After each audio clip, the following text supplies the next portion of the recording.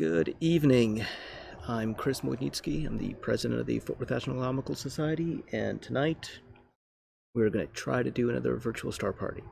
Our problem is we got clouds. Forecast for clear, forecast for cold, and we've got clouds. So we'll see how tonight goes. Joining us, let's see, who do we have right now? We have David Cox from FWAS as well.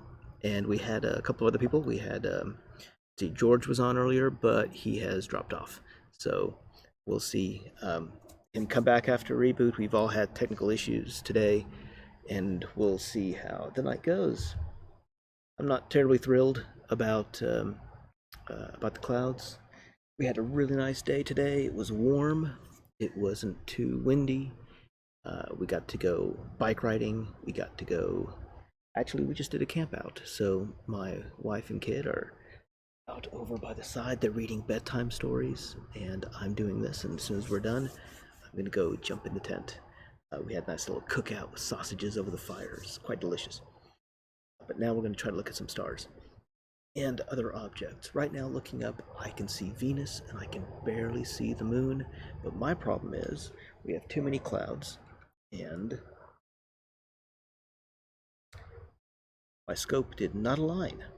That is not good. It does not know where it is. If it doesn't know where it is, because of the clouds, then I can't get it to really do anything. I can see Venus. I can just barely see the moon, but the problem is the moon is behind some clouds, so it's just not really visible. It comes in, it comes out. Right now it's coming out again, but I can't get the telescope over there. We can talk about some other stuff. In the meantime, while we're still getting a little bit dark, we're still getting ready, we talk a little bit about what's going on. So I'm going to switch to a different camera and kind of see what's going on. All right. Behind me, I have my setup. If you've seen this before, it is a Celestron CGEM DX equatorial mount. It is it's a really nice setup. I have it hyper-tuned. That means it's nicely polished. All the bearings are polished, and all the shafts are polished. All the gears are polished. The old bearings were actually replaced with new ones, so it runs really super smooth. This is something that a lot of us do for our equipment, just to make sure everything works right. And I've got some cameras on there. I'm still having technical issues with one camera. It did work. Now it doesn't want to work. Not sure what's going on, but I'm not going to worry about it tonight. We'll just stick with the one camera. And I've got it connected to the laptop, if it would work. I have another camera set up here as well, and I'm trying to figure out how I'm going to get this thing to work, because it's been having issues. But it is what it is. So what are we going to do? We have a couple things we can talk about while we're waiting. We can talk about options, things that we can do. Right now, because of the COVID-19 situation, we don't really have a good way of going out to our dark sky sites. We have to do this. We have to go in our own backyard. We have to set up our scopes and do the best we can. It's not ideal, but it is what it is. And we used to be able to do star parties. We used to have 50, 100, 150, 250 people sometimes at the star parties. It was quite nice. We could go ahead and have a number of scopes out, 5, 10, 15 telescopes. People could go through from one scope to another, look at the planets, look at the moon, look at nebulas. Some of the star parties we've done have been in darker skies. Most of them are here in town in Fort Worth. We have Tandy Hills that we do monthly. Not right now. Tandy Hills natural area. So when we are able to start this up, we'll go ahead and go back to Tandy Hills. We've been doing it at Dinosaur Valley as well. The folks down there are really gracious, and once a month, close to the first quarter, we used to do star parties down there. Again, that's been canceled in the meantime. So we're doing this instead. We have some options. Not just this. There are options with remote telescopes. What that means is there are companies that set up observatories in dark sky sites. There's one company that I use. It's called itelescope.net, and I can show you a little bit about what's going on. I can go ahead and drag it here. Bear with me. Oops. Let's go over. Okay. So itelescope.net, .net. I've already logged into it, and I was doing some stuff earlier today. So they have a map of sites where they have telescopes. So they have one in California, they have one in New Mexico, one in Spain, and one down here in Siding Springs in Australia. So you can create an account, you can come in, and then you can pick out telescopes that you want to use. So for example, right now, New Mexico skies in New Mexico. This one is in Cloudcroft. I believe this is in Cloudcroft. It's a really nice place. I've been through there. And it's just now dusk there. So they're not quite yet ready. Sorry about that. I live near Spinks Airport in South Fort Worth, and directly overhead is one of the landing and takeoff patterns. So there's constantly airplanes coming overhead. Anyway, New Mexico skies. Siding Springs is Australia's currently in the daytime, about noon, so not a good place to shoot from. And New Mexico skies, it's not quite yet night. California, or is actually Sierra Remote Observatory. This is the one in Spain, I think. No, this is Astrocamp. Sorry, that's the one in Spain, and Sierra is the one in California. So earlier, I connected in and I went to Siding Springs, and I decided to mess around and actually put in a plan. Let's go back. Let's figure out what we can do. So New Mexico skies. They have a number of telescopes. You can pick out the telescopes, and they're all different. So let's go in and just sign into one. I can't sign into that one.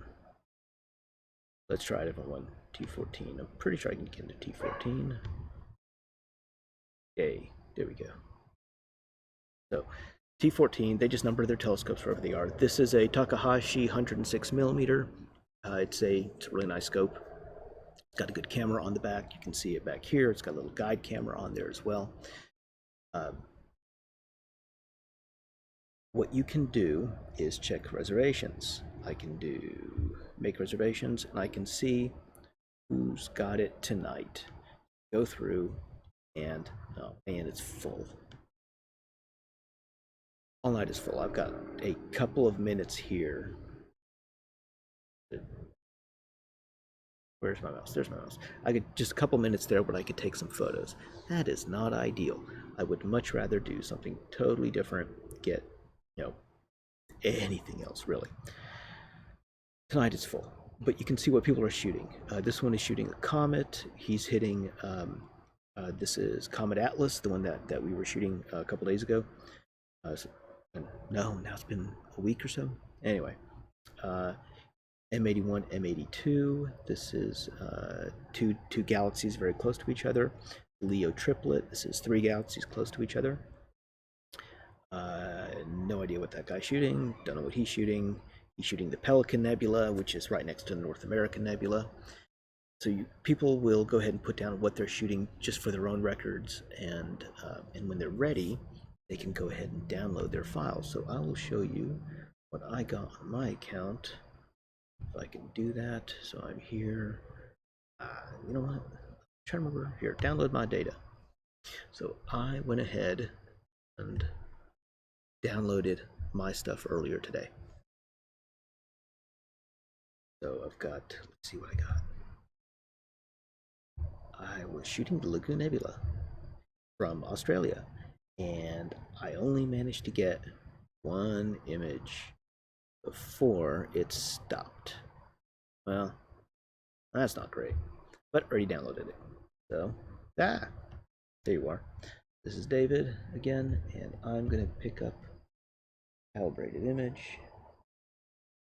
See how well this works. So George has not connected back in. Um, double check to see. George on? No, I don't see George. George is still um, having issues. Here we go. Nebulosity. Here's what I got. This is an application that we use, one of many, to do imaging. So here's what I got. This is the Lagoon Nebula, right here in the middle, and we have the Trifid. And the lagoon is right smack in the middle of the Milky Way. So you see all these stars all around. And I believe this was a long 1,000 second exposure. I could have cut it down, but I really wanted it up fairly high. I wanted to get as much detail as I could. If we zoom in, you can see that's not that bad of an image. A little bit streaked out. I may go ahead and cancel it because it is a bit streaked, but all in all, this one isn't too bad. Here's what I want to do. Kill that. This. Blow this way up. To see what's all in here. So this is a black and white image. What happened was the camera is a black and white camera, and it has a filter wheel in front of it. And the filter wheel has, I think this one has 8 or more filters. But what they do is they'll swap out between different filters. This is luminance, which means it's kind of, it takes in all light. It doesn't block anything, so maybe like light pollution filter or something. But it lets in all the light that it can, and I want to see how bright everything is from that location. Then I can put on another filter. I can have a red filter in front of it. Well, now I'm seeing only red light. Then I put a blue filter, then a green filter, and once you have red, blue, and green, I can now make a full color image. And there are other filters you can add. You can add a hydrogen alpha filter, so now I'm seeing just the light that hydrogen gives off when it's excited by ultraviolet light. I can put on oxygen 3 filter, and then that gives me the light that that oxygen gives off when it's excited by ultraviolet light. And then there's sulfur 2, and sulfur 2 is the same thing. It's excited sulfur. So hydrogen alpha is a deep red color. Sulfur 2 is a little less red, and oxygen 3 is kind of a blue-green color. So what the Hubble telescope does is exactly the same thing. It has a black and white camera, and then it goes ahead and puts these filters on there. Once the filters are on there, it can go in and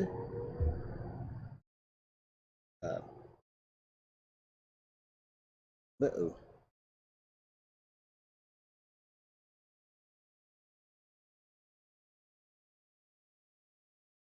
Oh, great. I think there's maybe some issues. Okay. Yeah, I think people are having some issues. Some are good, some are bad. This should not be restricted. This should be a public image. We have a bunch of people who are looking, so I'm not really sure what's going on. I haven't had any difference from what previous videos were. So, another airplane. Okay. I'm really not certain what's going on. It looks to be good for some people. It looks to be not working for other people. Oh boy. Okay, well, we'll just have to go on. Where was I? Oh yes. So with the Hubble, it's called the Hubble palette. What they do is they take hydrogen and leave that as a red color. Then they'll take the sulfur 2 data and turn that into green, and then they'll take the oxygen data and turn that into blue. So it's a false color image of the object, so you can see where the different elements are distributed in the nebula. All I got is a luminance. So the luminance image just tells me where it's bright and where it's dark. And by messing around with some of the settings, and I guess you can't really see where I'm messing around, I can see where it's brighter, where there are more stars, where there's more nebula. Bring it back down. But this isn't too bad of an image, but it's just one. And if I'm going to be taking more photos, then I want to take additional images. I want to take as many as I possibly can, because that gives me more data, and the more data you have, the better it is overall. I can see the moon, I can see Venus. I think it's clear. Now I'm going to set my telescope back up.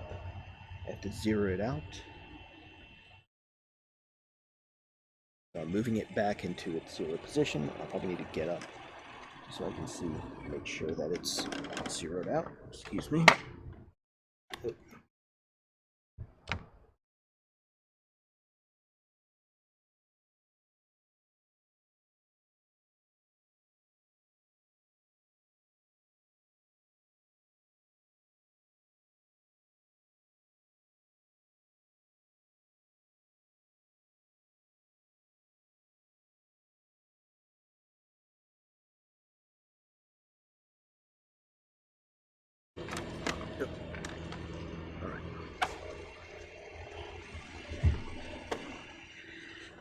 Oh, sorry about that. We're going to try it again, see how all this works. Lots of fun. So right now it's going to go through and turn that off. Whoops. David, did you drop something?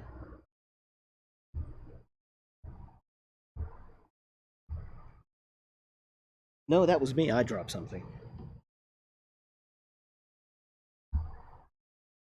My handset dropped.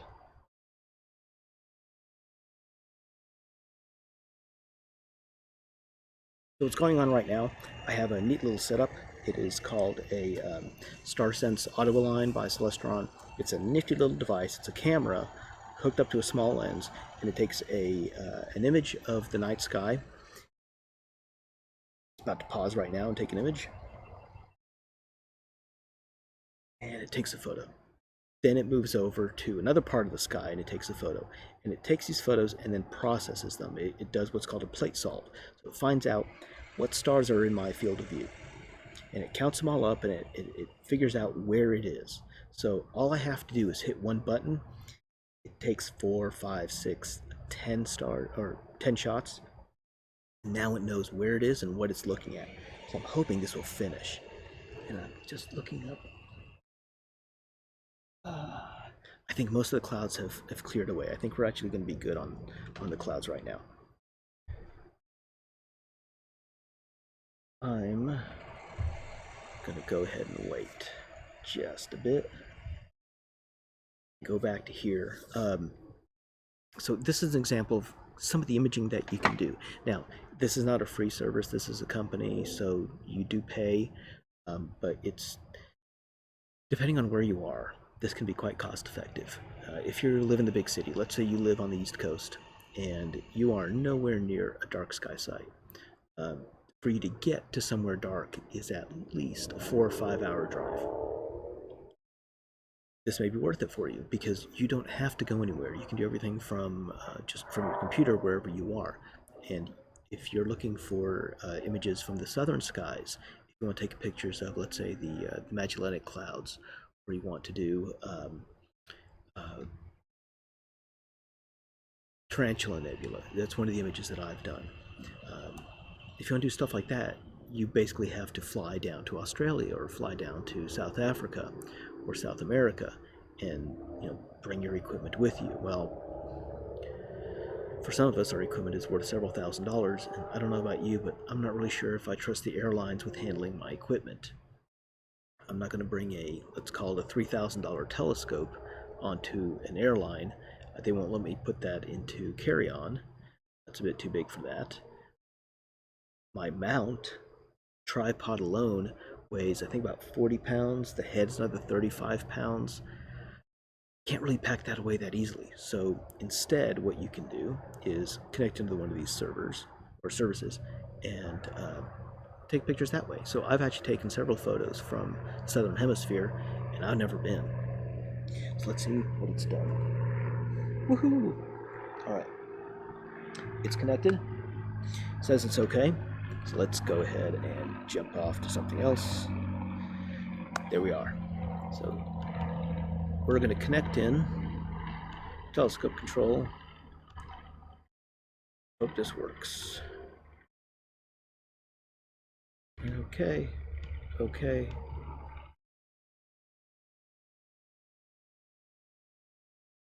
Oh.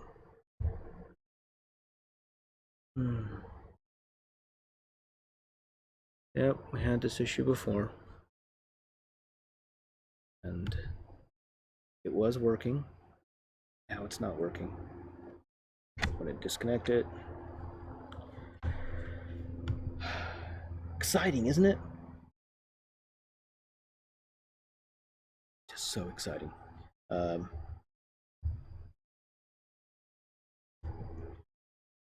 think I know what the problem is, maybe. Let's see if this will run this way. Maybe.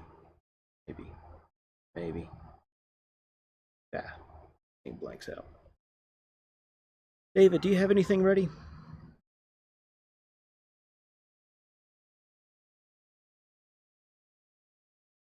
No.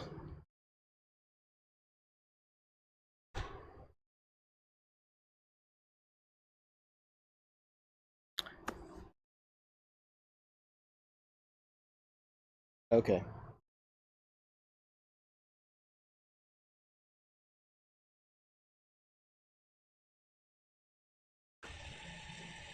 Yeah.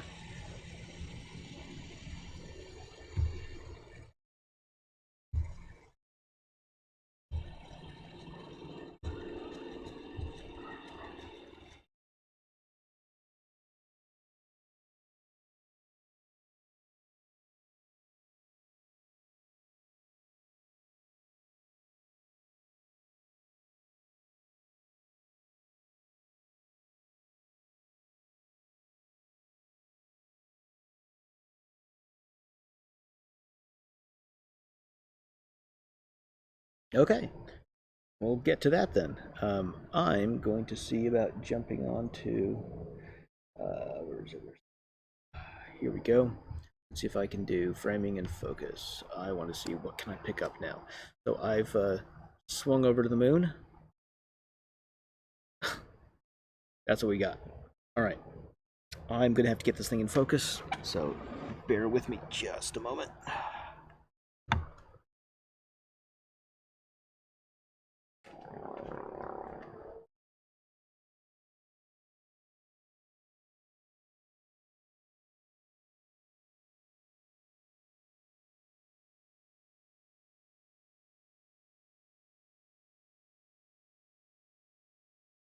You gotta be kidding me. All right. More technical issues.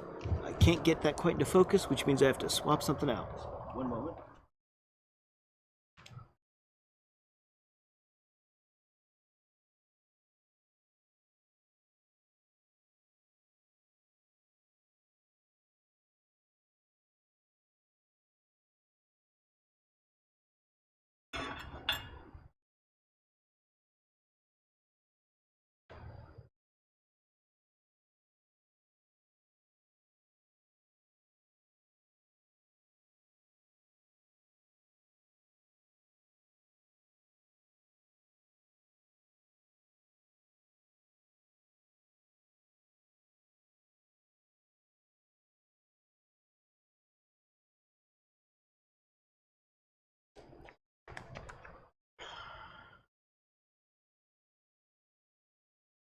Gonna down.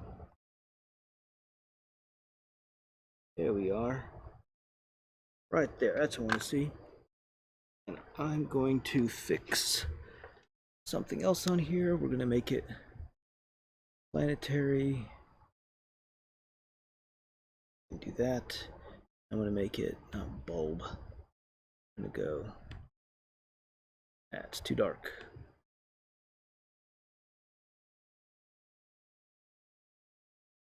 There we are.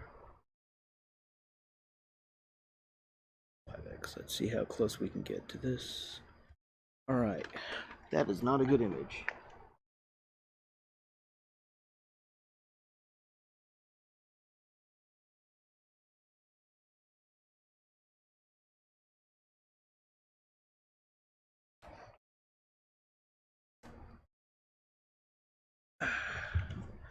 All right, we're kind of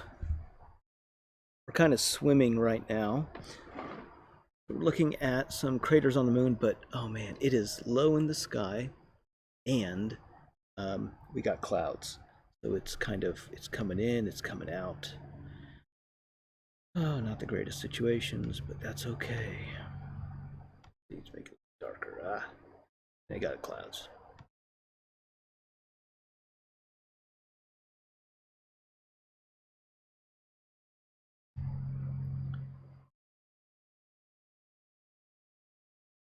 Oh, it's been a fun night, huh?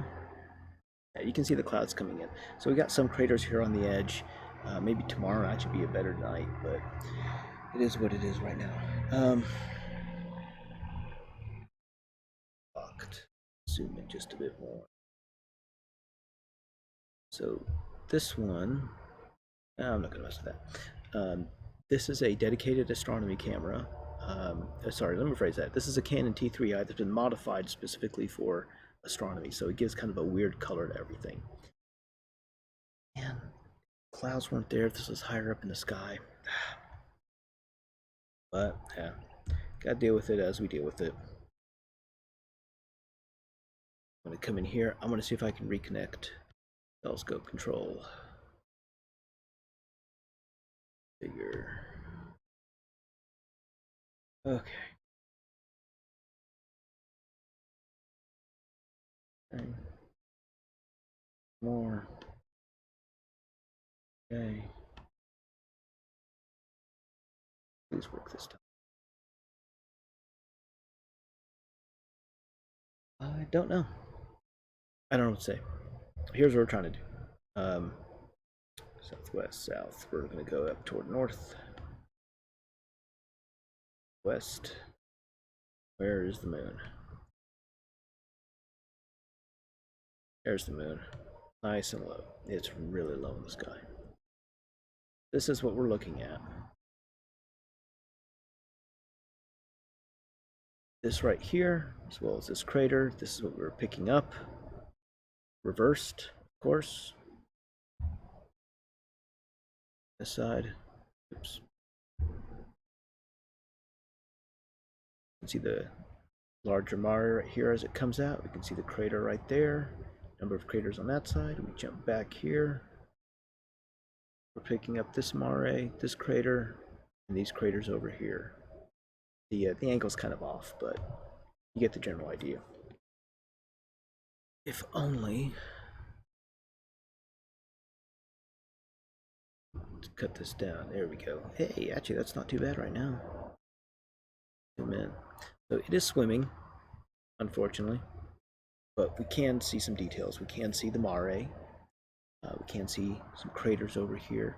A whole lot of detail, but it's not horrible.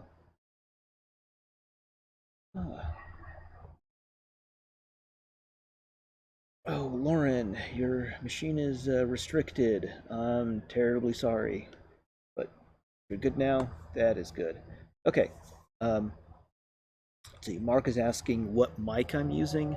I am actually using a Blue Yeti. So I've got everything all set up, and I tried to do something else, not quite coming out the way I wanted it to, but I'm gonna see. Actually, I want to try to do this. Come back to here. I'm gonna remove myself from there. Yep, do that, and I'm going to a different camera.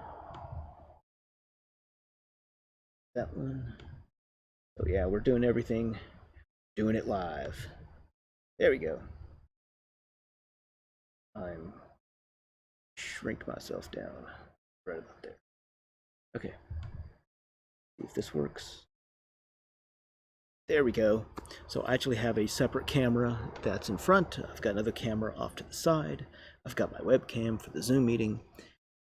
Way too many cameras. You have to make sure that the audio is all good, the audio works right, but it's going okay. And David, I can hear you in the background just a bit. Speaking. All right, I'm gonna go ahead and mute David just for a couple minutes. I can still hear him, but he's not gonna be going out. That way it's a little bit quieter. Um, I think that's the way I did it. Maybe, maybe not. All right, it's actually not half bad right now, but the moon is pretty low in the sky, and I'm starting to see it through some trees. Let's look at some of these craters on this side. Let's lock in. Yeah, it's not, it's pretty low in the sky. Oh, and these dots over here, these are hot pixels. So what that means is there are problems on the actual chip.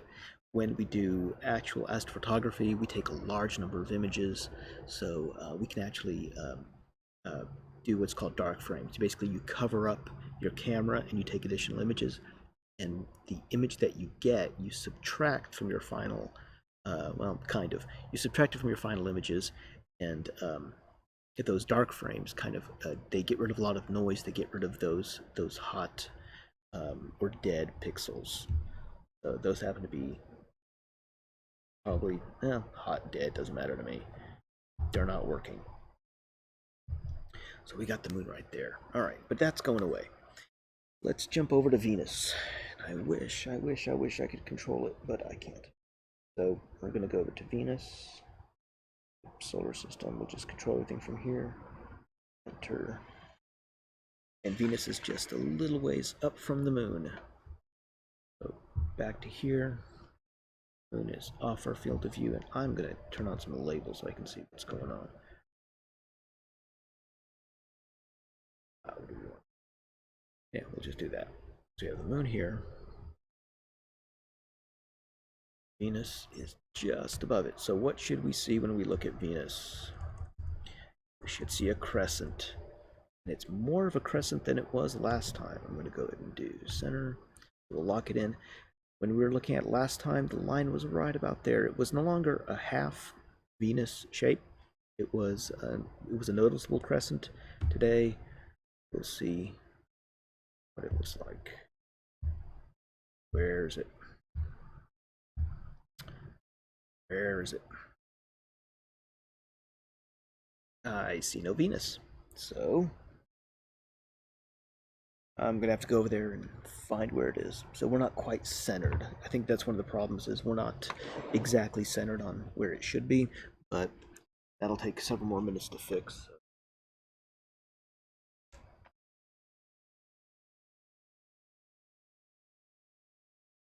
We're a little bit low, a little bit down.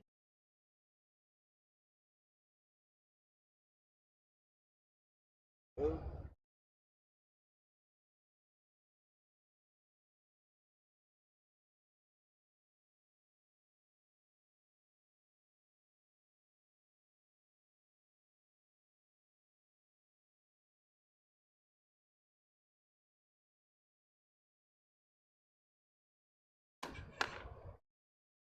A little side table where I can put my stuff down.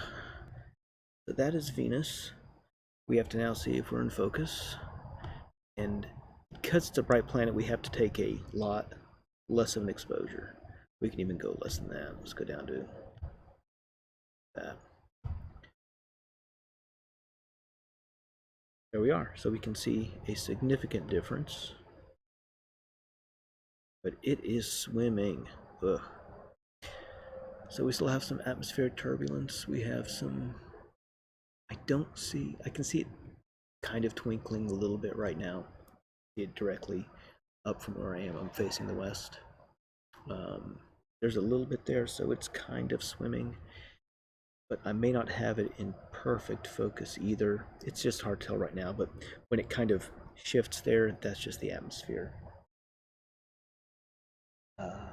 Arc. So I'm also looking over at the YouTube chat right now. So the video is delayed about 20. It's called between 20 and 30 seconds from the time when I say something till when it's on the video. So if you write any questions, we'll go ahead and take a look. Be more careful about that. I will take a look and I'll go ahead and answer them as I see them. So Mark asked if I was able to see any meteor showers the last few nights. We did have the, um, the Lyrids, and no, I did not. I actually seriously considered taking out the camera, um, and I have a little astronomical camera with a small dome lens on it, so I can use it as an all-sky camera.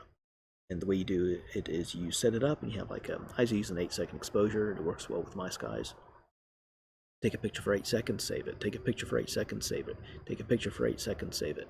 And then at the end of the night, I just have a huge number of files. I can take those files, combine them into one big movie. I didn't do that. I'm actually kind of glad I didn't do it, because one of the nights it rained, and I think it was the night of the 21st. Yeah, I think it was the night of the 21st. It rained early in the morning, so I would have had my laptop and my camera out there in the rain and destroyed them. And I'm glad I didn't do it. And the next day I was just way too tired to do it, so I didn't. We have another one coming up in May, beginning of May. We have the Eta Aquariids, I believe, May 4th, 5th, 6th, 7th, somewhere about that time frame. So if the weather is good, I will be trying to image that. Maybe actually do another star party on May the 4th or May the 5th, depending on the weather. That's my plan. And in that case, I may have an all-sky camera set up, and maybe we'll be able to find something. But typically for the meteor showers, you see them after midnight. And the reason is, before midnight, your part of the Earth isn't facing towards the stream of meteor particles yet. So meteors come from comets. They come from the tails of comets. The material that's blown off a comet stays in the same orbit. So there's this elliptical or hyperbolic path, I guess, depending on the comet. Most comets is going to be elliptical. So let's say it's a comet that returns. It's a periodic comet, Comet Halley, things like that, where it comes back after a set period of time. Well, so it's got this orbit that it does. It goes back and forth and back and forth and back and forth, and the sun's over here, and it goes out, and then it comes back in, it goes out, comes back in, goes out. All along that path, close to the sun, not really too much out here, but close to the sun, it has the material that gets blown off for the coma and the tail stays in that orbital path. So the Earth will go through that path, and when it does, we have a meteor shower. So the Earth is rotating. The material is all over here. Let's do it this way. If you're on this side, you're coming in to the meteor stream, or to the stream this way. You're not going to get very many because you're on the backside. Well, after midnight, you're turned and you're facing that stream. So after midnight, you're coming in this way. You're hitting a lot more of those particles. Stuff like this, if you're on this side and you hit it like this, you're getting some, but you're not getting a lot.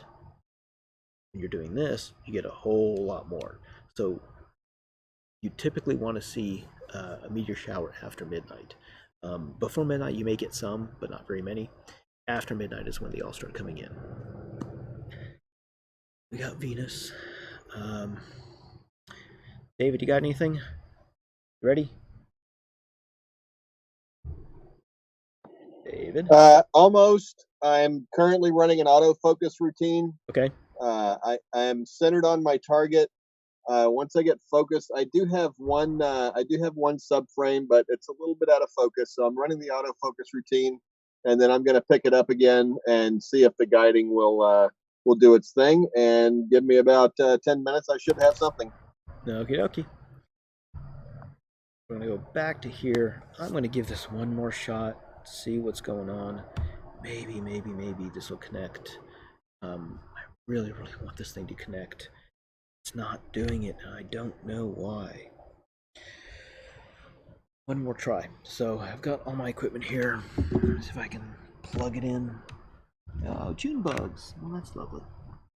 Got a big old June bug sitting right next to my laptop. I think he's trying to get warm. It's actually not a bad night. I'm pretty happy with the temperature. It's cool, but it's not cold. It's not windy at all. The last star party that we did was pretty windy. Hmm. Don't think I'm picking it up.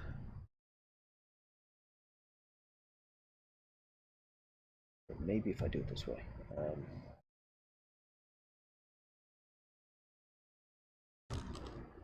That would be the June bug.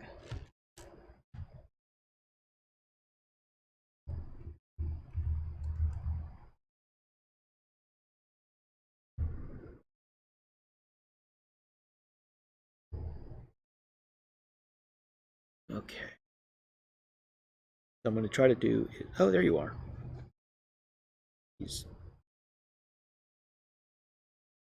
right here in front of me. All right, let's get rid of him before he. Come on.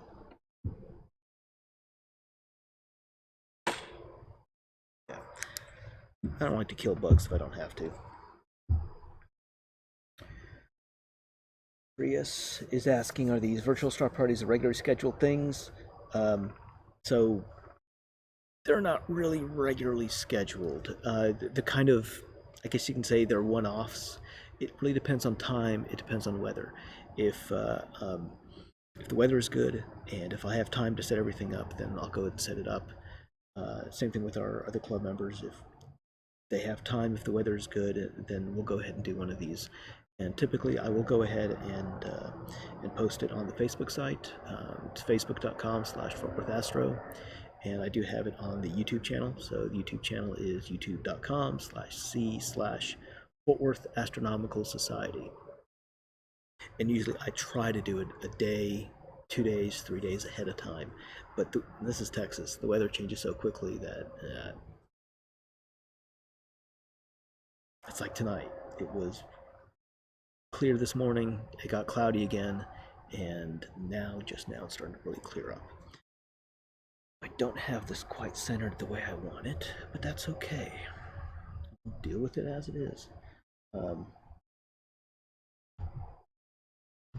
Device manager. Alright, I'm going to swing this over so it's not terribly boring. I need to try to reconnect this. So I've been thinking about upgrading some stuff, but haven't done it yet. And this particular device has worked in the past. It worked just fine at the last one. I think what I may actually have to do is reboot. I'm not going to reboot because that'll just kill the broadcast. Oh, here we go. Here we go. Here we go. Here we go. It.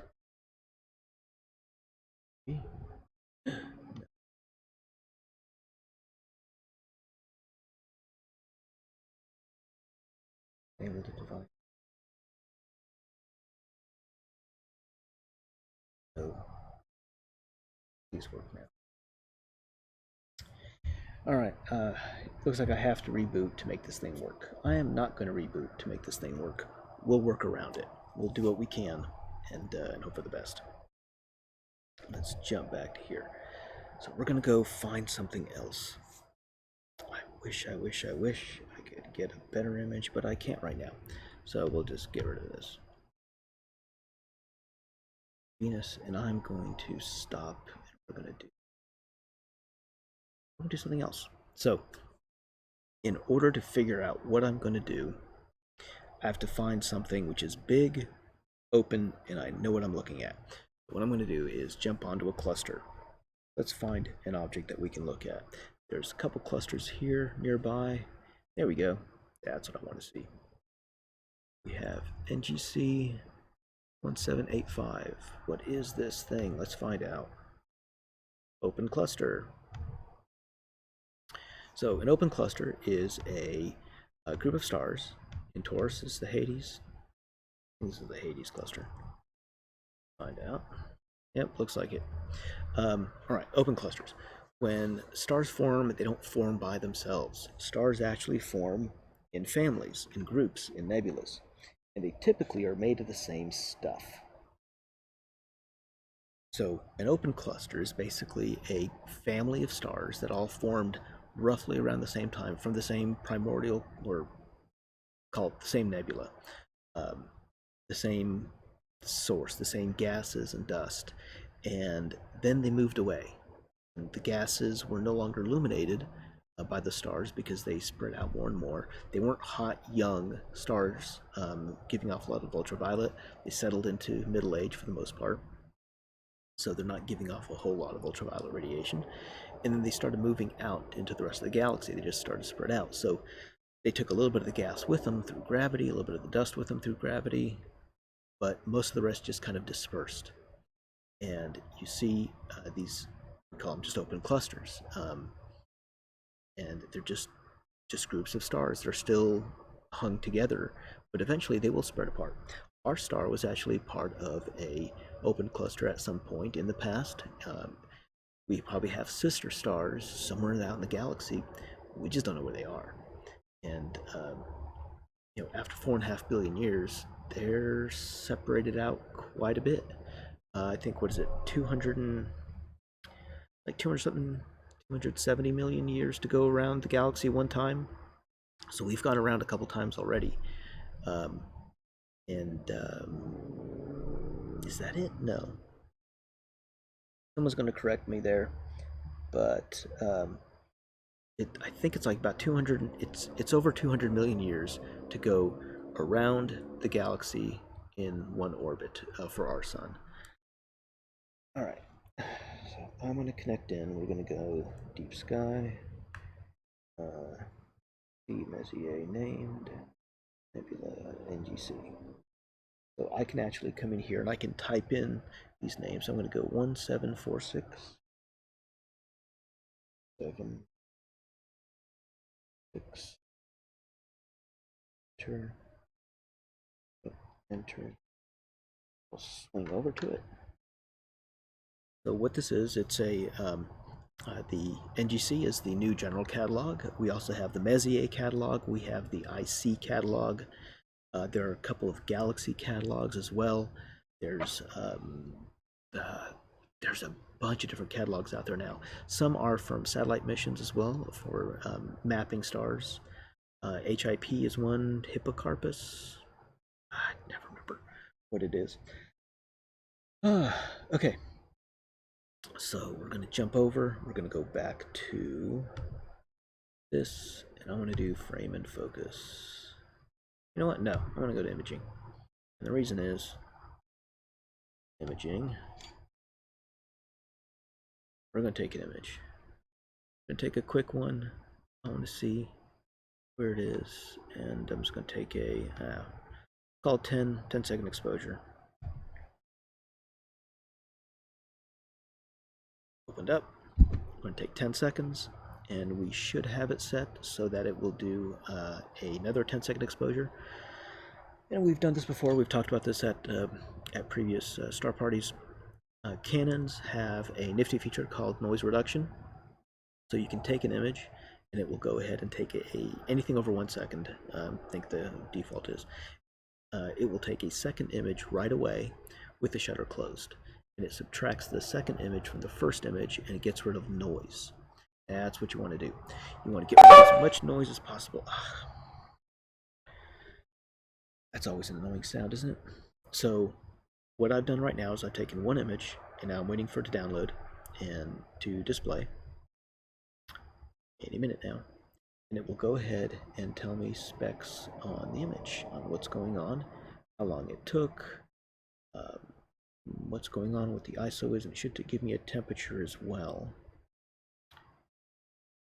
Anything? Oh, I didn't even give it a name. Oh well.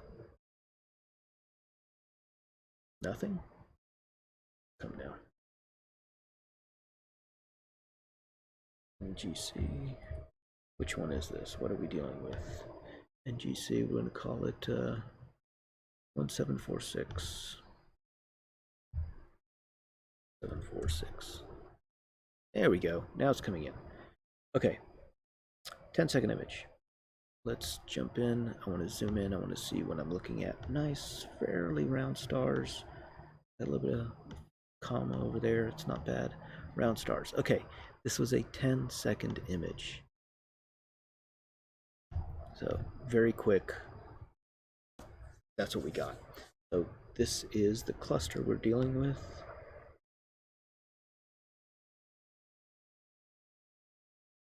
Down here. There we go.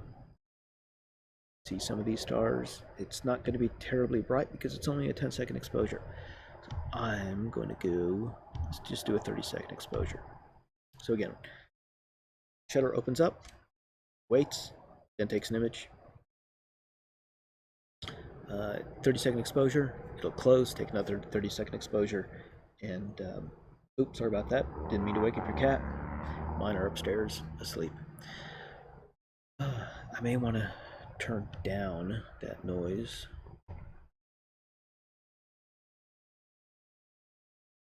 How can I turn down that noise? Desktop audio. Let's kill that. Or I can do that. Anything. 20 seconds left. So this is something that we do, is as much noise reduction as possible for our images. So you can do noise reduction in camera this way with Canons. Another method is to take a lot of exposures. I think this is something that David's doing, is you take a, let's call it a 5-minute exposure. They take another 5-minute exposure, then another 5-minute exposure, then another one, and do that all night long. And you end up, let's say, with 40, 50, even 100 images. You can take those images now and you stack them up. That's what we call it in the application. So think of it as transparencies. So you can take one transparency, you put it on top of the other, you put it on top of the other, you put it on top of the other, and as you're going through, you see an average of all the images. There we go. Getting a little bit deeper, we can see more. Go back to here. The first one. Stars here are fairly dim. We're not seeing a lot here. Let's go to the second one. 30 seconds, we can see a lot more stars come through here. Zoom in again. Yeah, you can see a lot more stars all through here. I think my focus can be a little bit better. Kind of hard to get it dead right, but a lot more stars are coming through. So my ISO was 1600. If I drop it down to 800 and I make a longer exposure, program on it, bulb, I can change my duration. I can make it 60 seconds at 800. I can make it longer. Mirror lock. So what mirror lock does is it will pop open the mirror on the DSLR, wait 2 seconds, then open up the shutter. And what happens is, for most images, when you do this and it closes, it takes a very, very quick image. Your camera hasn't moved enough to shake it. For long-term images, as soon as you do this, it shakes it just a little bit. And I want to get rid of that shake. So open, wait for the shake to settle, and then open the shutter. Take the image, close the shutter, close the mirror. Let's do that. And also, sorry about that little black spot. That's a piece of dirt on my chip. But if you take enough images, you can actually get rid of that. It'll kind of move around just slightly over the course of the night, and then you align all the stars and you stack everything. You get rid of a lot of that noise. We can zoom in, you can see what I mean by the noise. All this coloration in here, all that red and green and blue little bits and pieces, that's all noise. Some of it is heat noise because 44 degrees Celsius. That is a hot chip. It is hot because, well, I had it open in movie mode. So leaving your camera on in movie mode gets it really, really hot. John is asking about Swan 2020 F8. Yeah, I looked at it. We cannot really, okay, let me rephrase that. We can't see it from here. You can see it from the southern hemisphere right before sunrise. I thought about doing that from Siding Springs. I couldn't grab it. There's no, I mean, we found it, but we don't have its orbit calculated fully. And because of that, I don't have an infrared for it. And because I don't have an infrared, I can't tell the eye telescope system, hey, can you go ahead and lock onto this object? It's a comet. Follow the comet. Don't follow the stars. So we'll go into tracking just a bit. Well, I think it's going noise reduction. Let's do this. I'm going to bring up a application called PhD. PhD. PhD does not stand for Doctor of Philosophy. PhD stands for Push Here Dummy. It is a guiding application. If it loads, what it does is it lets me take a picture of a star every second, and then it sends a signal to the mount saying keep this star in this position. So you train it first. You say, all right, this is the star I want you to keep locked in. And so it pushes the mount in one direction, figures, oh, okay, now it moves that far. Oh, it pushes in the other direction. Okay, well, now it moves that far. It pushes it up. Okay, I know it moves this far. Push it down. All right, I'm good. I know how far I have to move it if it gets either left, right, up, down, wherever it goes. You can see 60 seconds, and I got streaked stars. Go back out to 100%. It's not really noticeable, but I've got streaks. What is noticeable, I have slightly less noise. There we go. This is 30 seconds on, this is 30 seconds on ISO 1600. This is 60 seconds on ISO 800. So halve the ISO, you have to double the exposure time to get the same basically image, but lower your ISO, less noise. ISO is, it's functionally roughly equivalent to the film grain size of yesteryear. So if you ever worked with film, the higher ISO used larger grain size, and that's what made it more sensitive. Electronics, we don't have that, and so the ISO is an artificial way of increasing gain in images. It just amplifies whatever signal it's got. But if you've got noise, it amplifies that noise as well. I don't necessarily really want to do that. So we want to lower the ISO as much as possible and increase the exposure as much as possible. Let's get up PhD. Let's connect to everything. I'm hoping this works.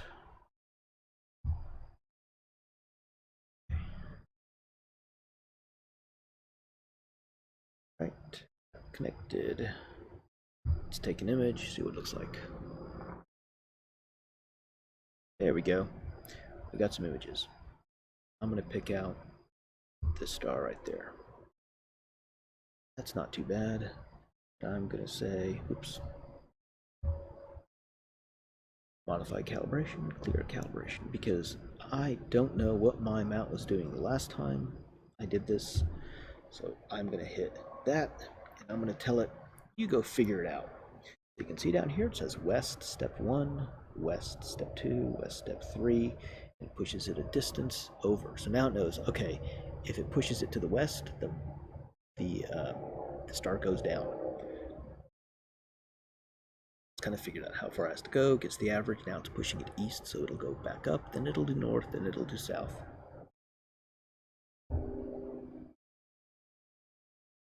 That way we can get rid of the streaking. So the advantage of using a guiding application like this is now I can say, lock on this star, keep this star on this 1 pixel. And even though it's kind of spread out on here, it really is just like 1 or 2 pixels. This is just an artifact of the application and how it does the calculations. All right, so Alicia's asking if I got a new mic. No, it's the same mic I had before. I just redid the audio a little bit differently, but it is a good mic. I like it, and y'all can see it. It is. I knocked over my camera.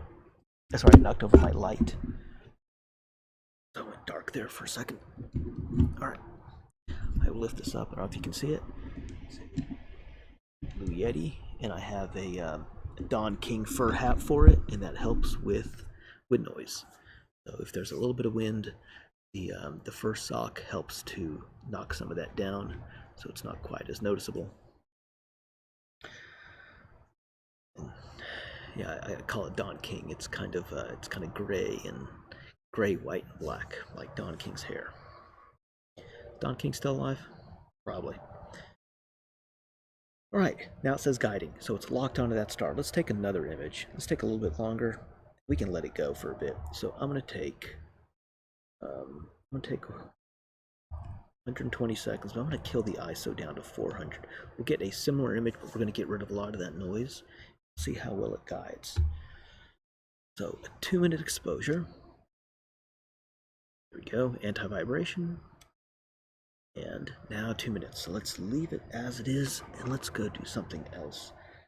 I'm gonna see what else can we do? What else can we see?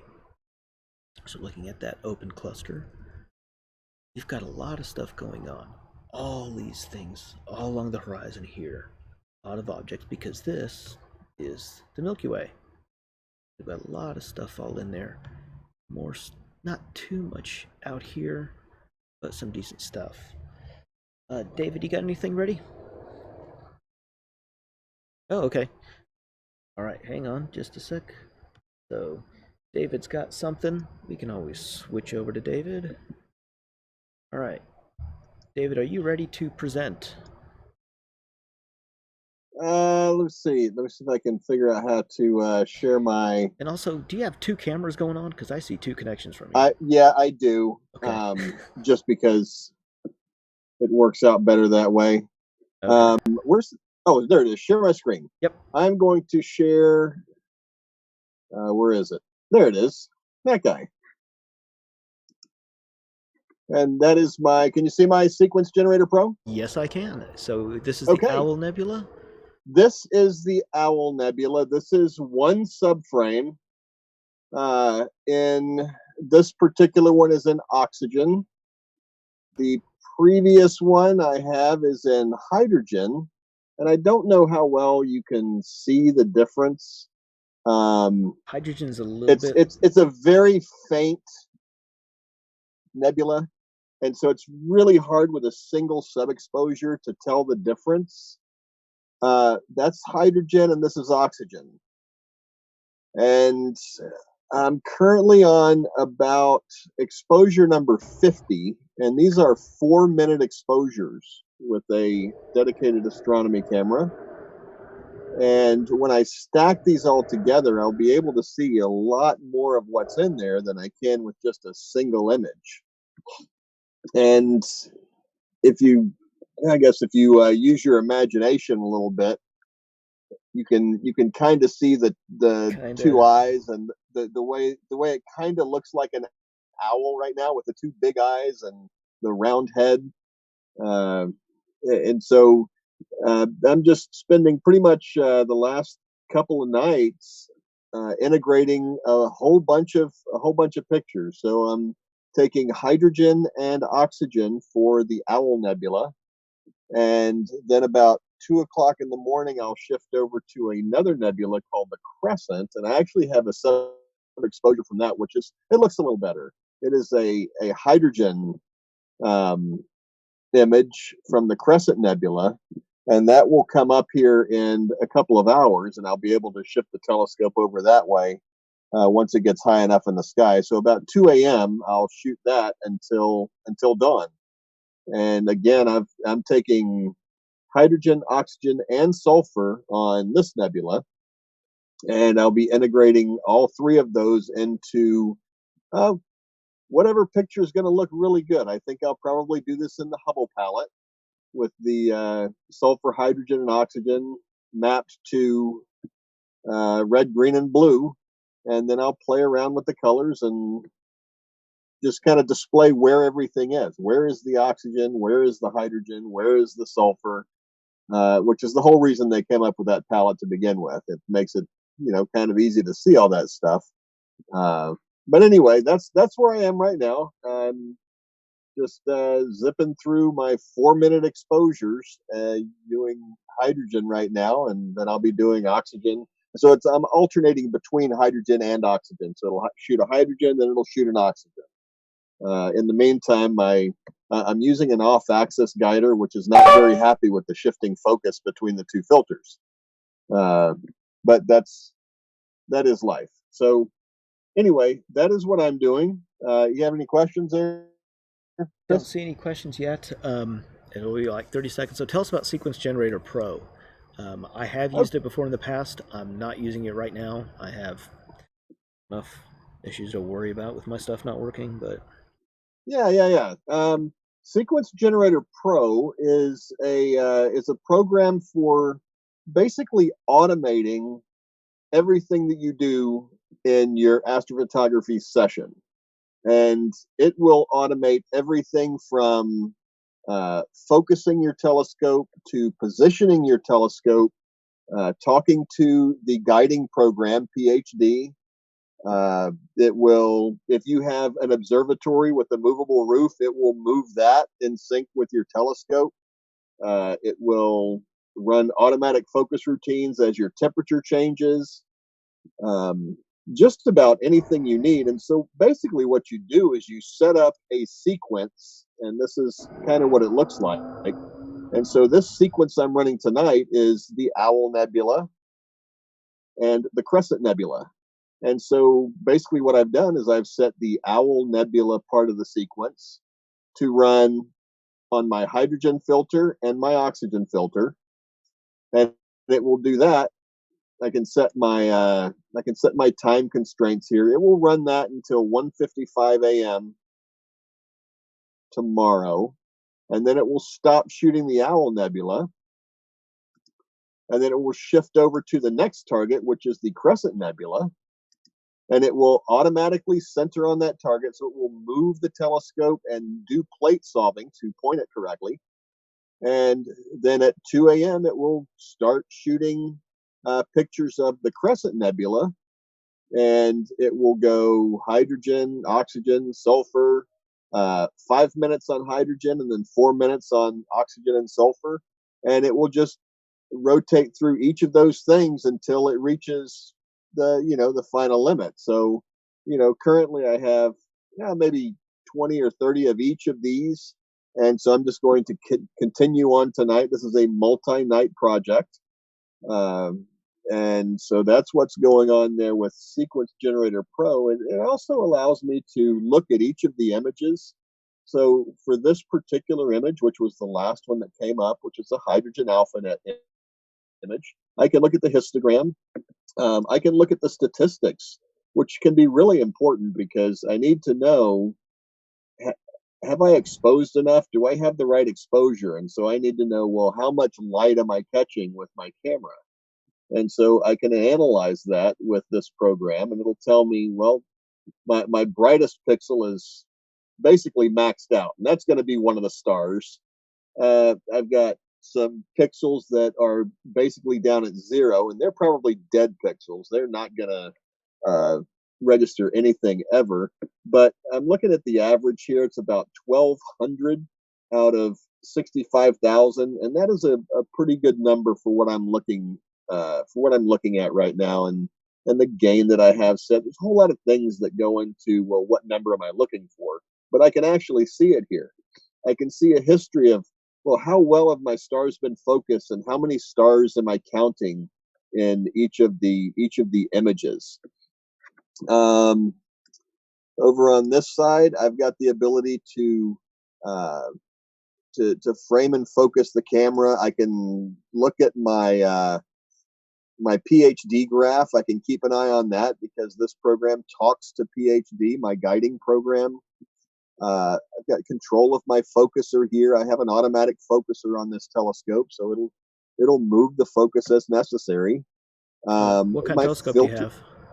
I have a Explore Scientific. It's a ED 127 refractor, so it's 127 millimeters. It's about 5 inches across.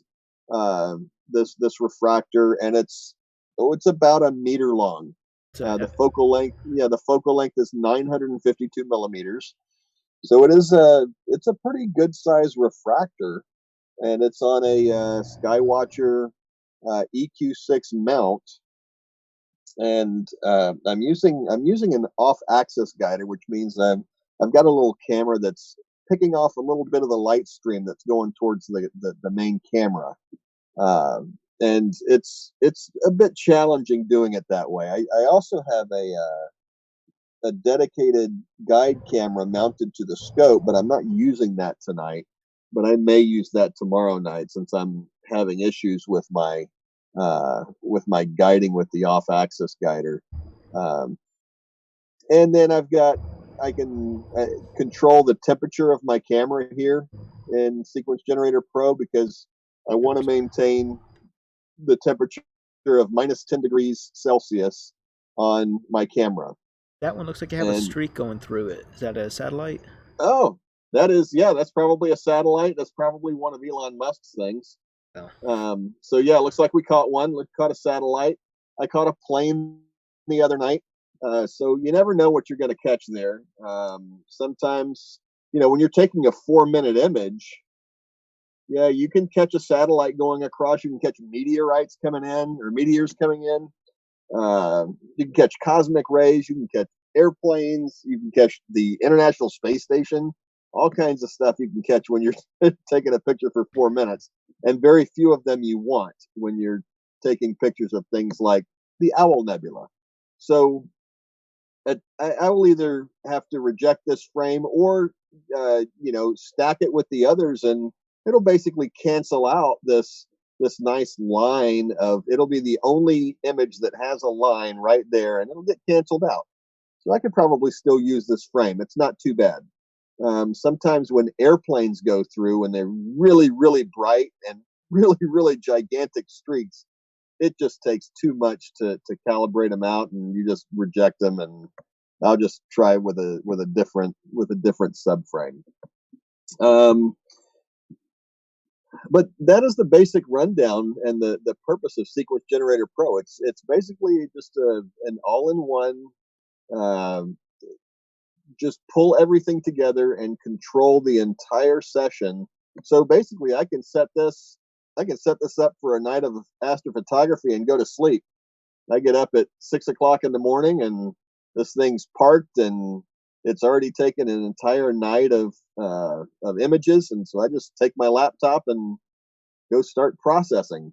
So it really is it's quite a comprehensive program, and I think there's some things in here that I haven't even learned yet. But I am just kind of getting used to using this program for automating the entire session, and it's pretty nice. Got So a question from the chat. Felicia's asking if you leave this up 24/7, or do you take it down and every well, night? it depends. I am actually in my driveway right now, and so I normally don't leave my stuff out in the driveway.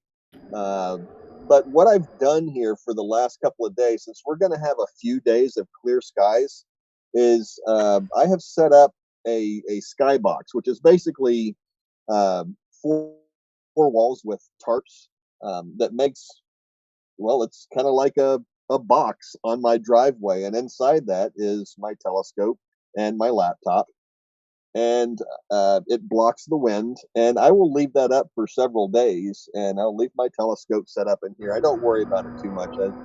I live in a pretty good neighborhood, and I'm covered by cameras, so I don't worry about it walking off. But usually I will roll out my telescope. I built a little dolly for my telescope, so I can just roll it out of the garage, set it up in the driveway. I'll shoot for a few hours, and then I'll roll it back into the garage. So that's my normal routine. But this is a little bit abnormal. But we just had so many good nights after so many bad nights. I wanted to make the most of it, so I thought I would just set up for about a week. I'll stay out here, and I'm working at home, so that's nice too. I don't have to leave it alone all day. But yeah, so I guess that's the best answer to the question. Is normally I take it back in at night, and I just roll it out and I roll it in when I'm done. Some people have they have a permanent observatory in their backyard. They just set it up, and the telescope stays mounted and aligned, and they just open up their roof whenever they're ready to take pictures. But that's not my case. I do have to break it down at the end of the night. My equipment is out pretty much only if I'm going to be doing stuff.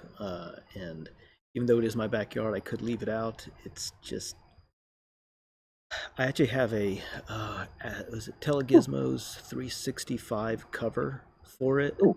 and I leave that on during the day if I have it out. But I've we had a storm. Oh, it's been several years. It's been like 2 or 3 years now. Uh, we had a storm, and I had left my mount outside. I take that back.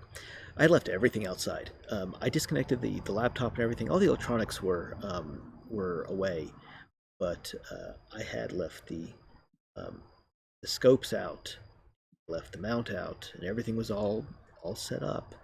And I just put a really light cover on it because I didn't want to get dusty, but I wanted to take images. The next night, 4 o'clock in the morning, I hear thunder. I thought, oh, there's a thunderstorm. Telescopes. I just bolted upright in bed, and I, I just go to the front door, and it is pouring rain. It's just buckets and buckets of rain coming down, and I see raindrops bouncing off my telescopes, bouncing off the mount. And it's soaked. Everything's soaked. I had to actually put the covers on both my scopes, so no water got to the inside, but there was just water all over the outside, and it had gotten into the mount.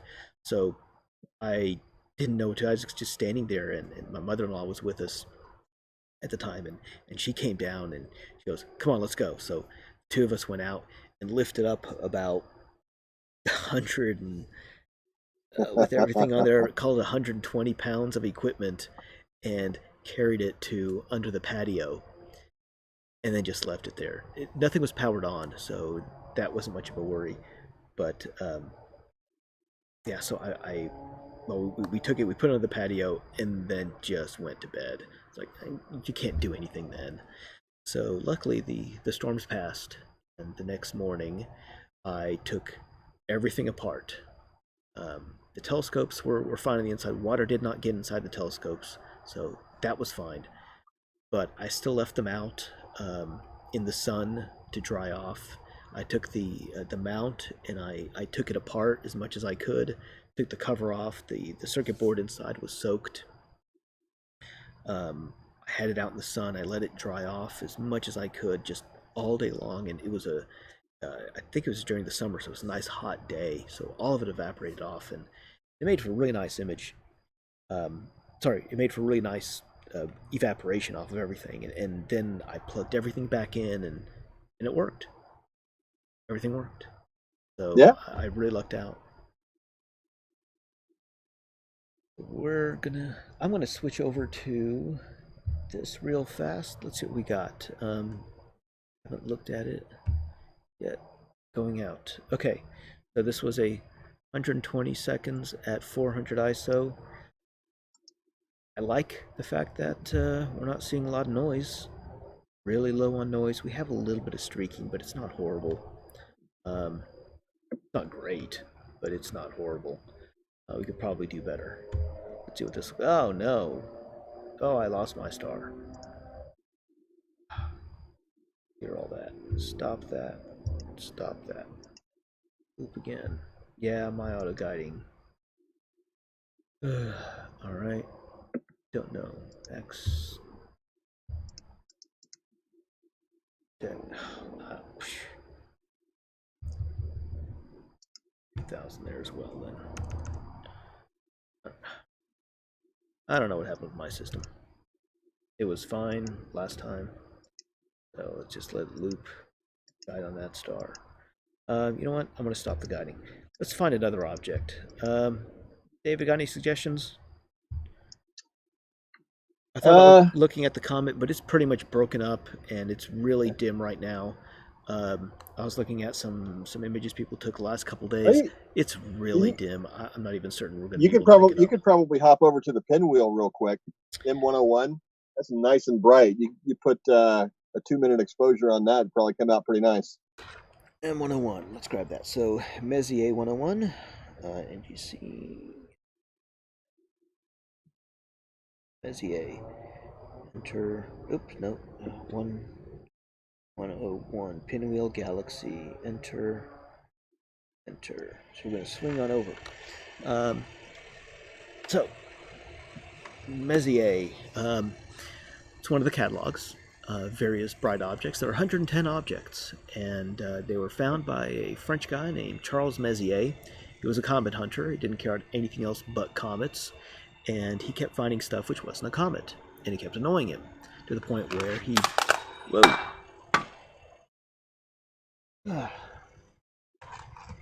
Oh, jeez.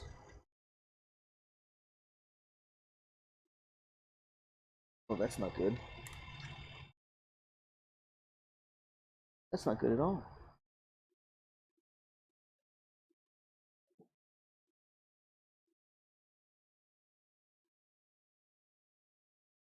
That's really, really bad. Okay. So, my mount decided that...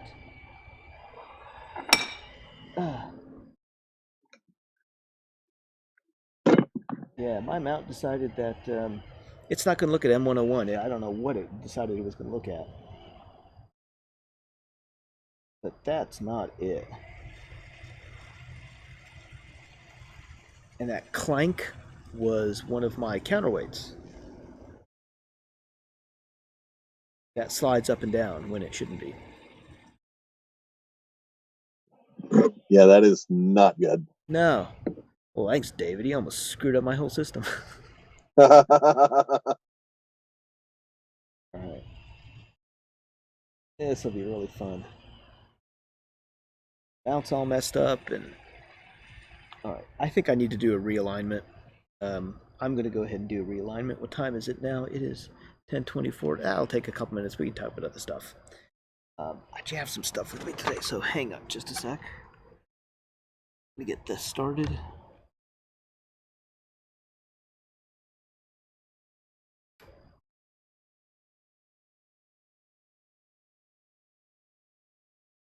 Everything back up. Let it go again.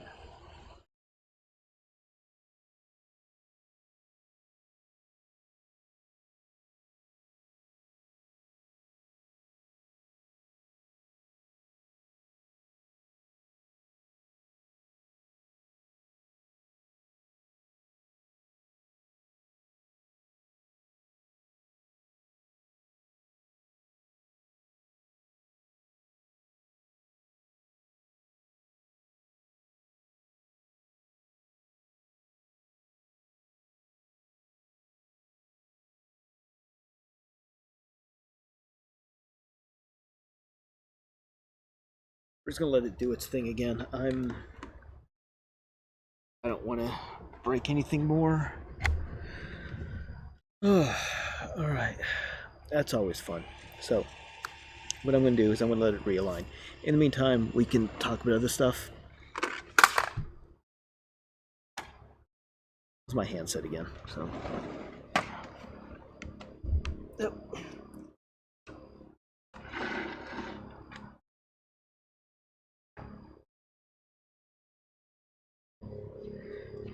Okay. Try this yet again. Alright, I do have a backup in case everything fails, in case stuff doesn't work. In case airplanes fly overhead, go with their droning.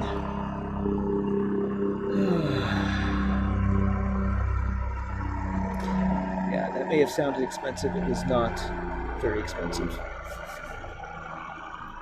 Here's what I'm going to do. Grab this. That's just not going to work at all.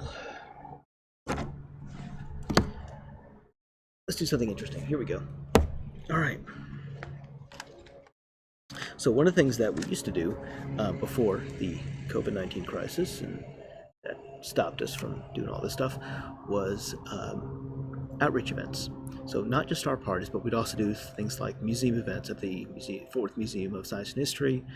We would do, we did the Apollo 50th anniversary. We did that at the UTA Planetarium. I've done school events before where we go out to a school and show stuff off for kids. And we can really only show telescope stuff at night. So we can do a star party that way, but the only thing you can really see during the day is going to be the sun. We do have a solar camera for the club, and we can go ahead and show people the sun in hydrogen alpha light. But that's again only if the sun is out too, and it's kind of hard to do that, especially indoors, without dragging in a long cable, have a camera connected, and doing the alignment. And alignments during the day are kind of a pain to do. So instead, I started doing something a while ago, and that is collecting meteorites. So I'm going to switch to a different camera while that thing's still going. Okay, I don't know how well you can see. Yeah, so we're looking at stuff like this. This is a meteorite. This one fell in Northwest Africa, and it fell a couple years back. I'm going to try to do with this is get one camera to look down at it. Sorry. I don't know how well we're going to do this, but we're going to try. Switch to camera. Here we go. Here we are. Kind of. There we go. There we go. So this is a meteorite. I'm trying to get as much light on it as I can. You can see it's got that shiny kind of smooth appearance. It's got that melty appearance on it. So this one landed in the Sahara, probably I think maybe about 10 years ago or so, and it wasn't down very long before it was found. So the outside surface, we call that the fusion crust, and it's really pretty. I like it, but it's kind of like this melty, smoothed over look. So I actually have a number of meteorites in the collection, and our outreach coordinator actually has several as well.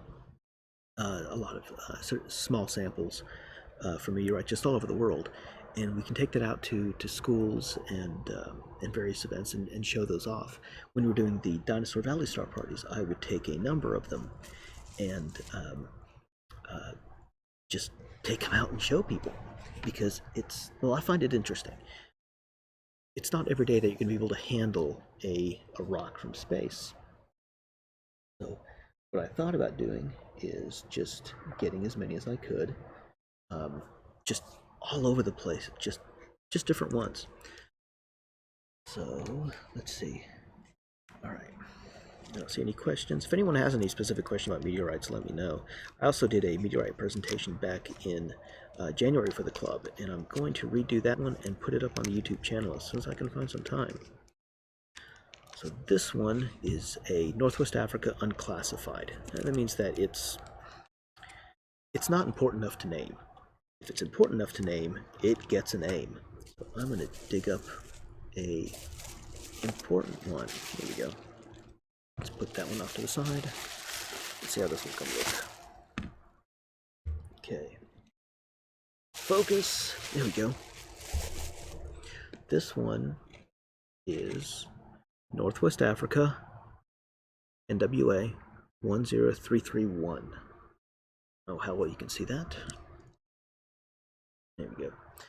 So this is a fairly important rock. The reason why it's important is because this one is primordial. Get another light. There we go. There we go. Do you see all that shininess on it? All that shininess right there. That is all nickel iron flecks. So there's quite a bit of nickel iron, but this is still a stony meteorite. The reason why it's stony is because it's less than 50% iron. It's mostly stone, it's mostly silicates. This one is primordial. This rock is 4.5 billion years old. This rock is older than any rock on Earth. And it is the same material that the solar system originally formed from. So by looking at this rock, by analyzing this rock, we can actually see how our solar system formed, the original material for our solar system. And this rock, it landed in Northwest Africa, and it was picked up by two guys that I've worked with, two Polish meteorite dealers. And they went ahead and cut it. They sliced it up, and there are 4 pieces of this rock. So these 4 pieces, I have one. One of my dealers up in Canada has one. A collector buddy of his has one, and the last one is owned by one of the finders, but he's actually given it on loan to a Polish grad student, and that Polish grad student is using it for research on early solar system origins. So it is an important rock. I wish there was a better way of seeing. Maybe I can get a little bit closer with the camera. Maybe. It's a little bit darker.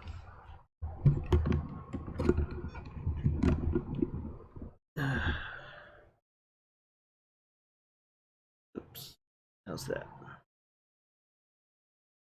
Back just a tad. There we go. Get more light on it. I think the focus is having an issue just because it's so shiny. Maybe if I do it this way. Offset angle. There we go. That's a little better. But it's also introducing that weird flicker. How's that? That's better. Anti-flicker technology. So TCU does have an extensive Monic meteor collection. So they have a pretty big one, and I do not have nearly that many meteorites, and mine aren't very large for the most part. And I don't plan on having such a large collection. But what I do have is interesting stuff. So this is Northwest Africa 10331. And if you want to, you can actually go online and just type in Northwest Africa 10331. It will take you to a meteorite catalog, and it will tell you all about it. I have some interesting stuff. See how well can you see this one? I have it in the baggie. This one is called Howardite. Howardite is from the asteroid Vesta. Hard to tell. Maybe if I do it this way. I'll have to pull this out. So, Howardite is named after the town, I believe it's a town in Australia where it was first found, and it was suspected it was of asteroidal origin, but we didn't know for sure until the Dawn mission in early 2000s. And Dawn went to Vesta, the asteroid Vesta, and it orbited it, and it took a lot of pictures, and it did a lot of analysis of the surface. So basically what they had was a photospectrometer. The light reflected off the surface, just sunlight reflected off the surface. Oh, there we go, that's nice. They were able to use that light in particular frequencies, I think mostly in infrared, and analyze it and get a reflection profile off of it and figure out what rocks are on the surface. And it turns out that on Vesta, we have a number of rocks on Earth that we now know come from a large collision on that asteroid. So what happened was something big hit Vesta, big enough to gouge out a giant hole in it. So Howardite, this stuff comes from the crust of Vesta. Then we have Diogenite, Diogenite comes from the mantle of Vesta.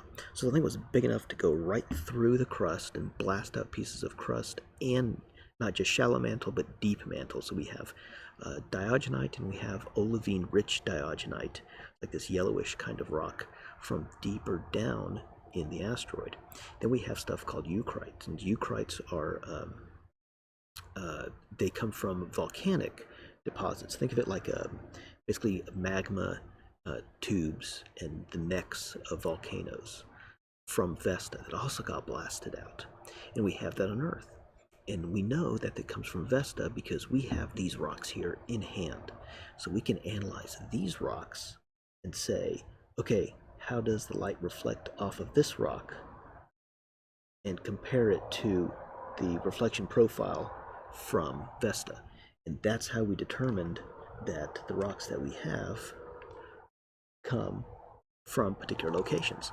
We look at the light that comes off the surface of the asteroid and compare it to the rocks that we have now. Here we go. So I like to take this one out, show it off. Doesn't look like much, does it? There we go. Closer.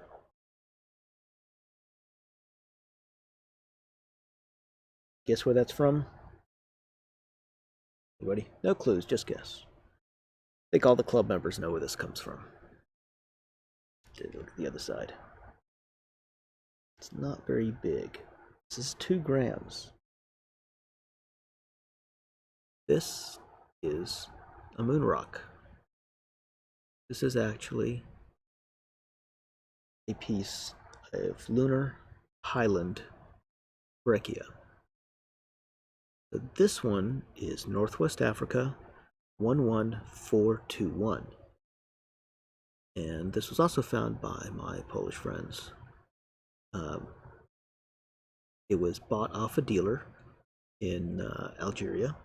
They were highly suspicious that this was lunar, so they sent it off to get it analyzed, and it matches very, very closely to what the Apollo astronauts brought back from the moon. So again, this is lunar highland breccia. I think this is interesting. And what I'd like to do, what I really like to do when we do outreach events, is I'll go ahead and take this, and I won't say what it is, but especially with little kids, I'll go ahead and put it in their hand, and I'll say, can you guess where this is from? And I tell their parents, go ahead and get your phone ready, your camera ready. And sometimes they'll guess, right? Sometimes they won't. They go, I don't know. I'll say, it's a moon rock. It's an actual rock from the moon that they're holding in their hands. NASA doesn't let you hold their moon rocks. I do. That makes me cooler than NASA, doesn't it? Well, maybe not. But it is an actual moon rock. And, well, before this COVID-19 crisis, I let almost anybody handle it. So, probably several hundred, maybe 1,000 people have held this one rock. And, you know, it's a little moon rock. What else do I have lying around? Oh, I have a good example of something. I like to show this one off too. Let's see, where'd it go?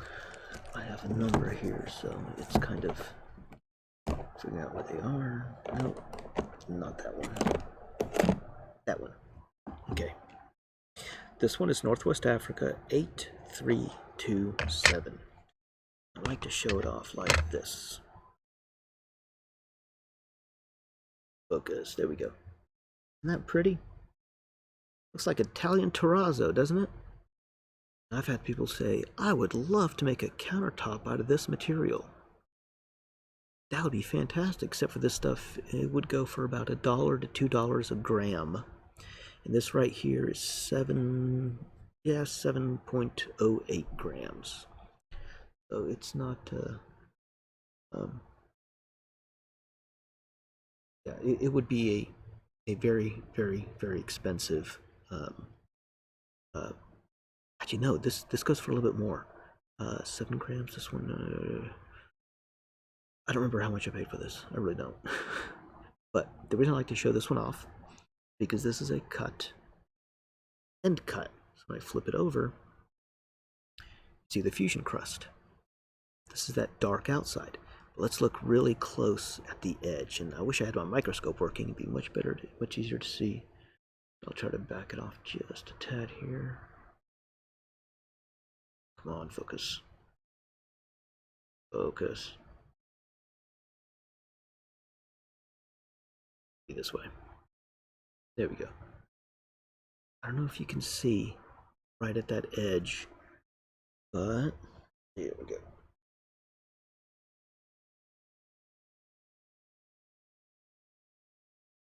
That fusion crust does not go to the inside of the rock at all. It's almost as if it's painted on the outside. It is so incredibly thin. And the reason for that is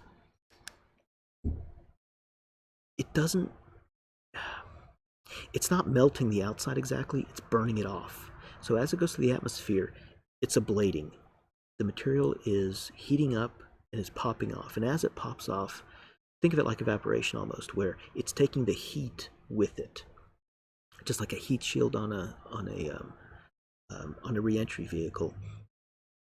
It's not necessarily absorbing the heat, it's parts of it are burning off and going away and taking the heat with it.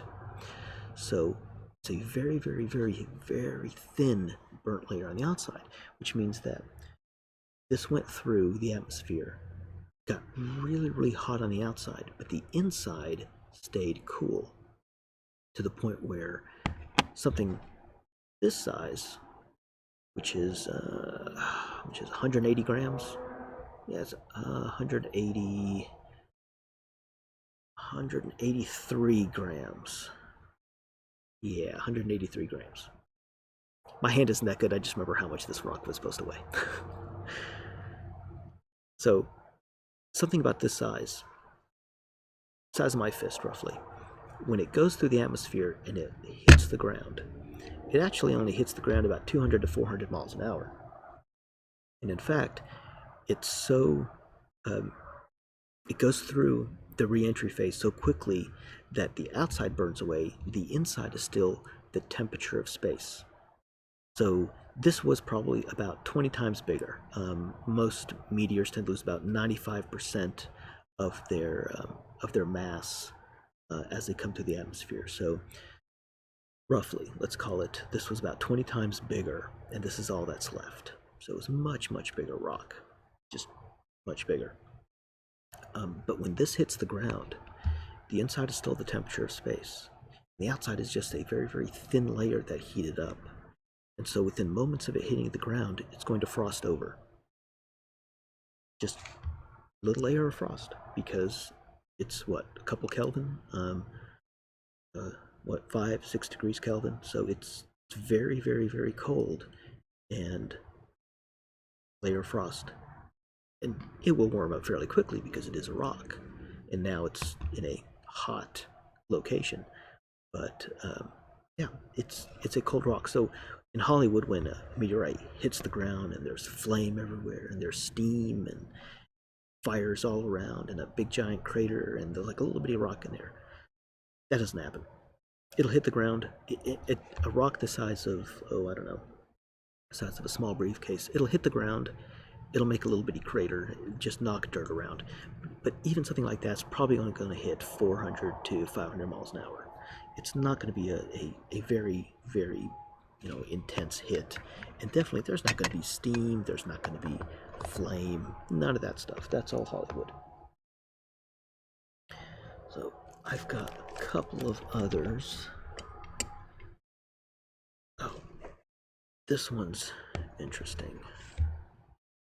So this is a weathered fusion crust, and it's got kind of this, got almost like a spider web pattern, almost like a pebbling on it. And this one is probably out in the desert for, I don't know, 50 years, 100 years, really don't know. Get a little bit of light on it. So it weathered, and but it doesn't look like other rocks out in the Sahara. The Sahara tends to be light colored rocks, silicates. You have light color, like tans and reds and things like that, but you don't have black rocks. This is still a black rock, so it was noticeable. People found it. And so it's got this kind of appearance on the outside, but the inside, whoa. The inside looks completely different. The inside's gray, and it's got these kind of rust-colored areas. It's not really rust. Those are shock fractures and melting. So this rock tells us the history of what happened to it just by looking at it. So it's got the iron flecks in there too.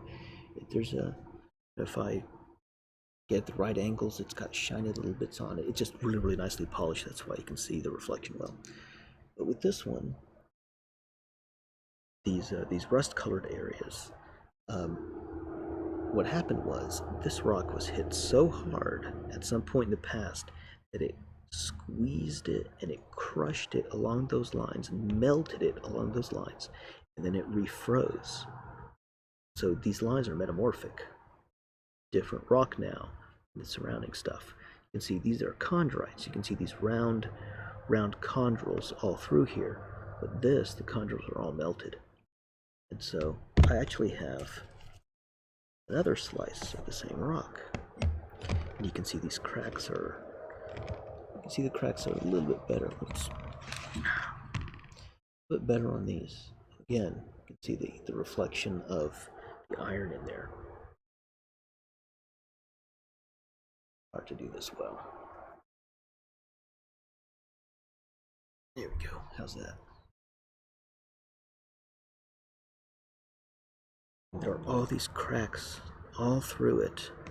But if I flip it over, there are these ridges all through here. You can see these ridges better. It has a little bit of relief on it. But these ridges are those cracks from the other side.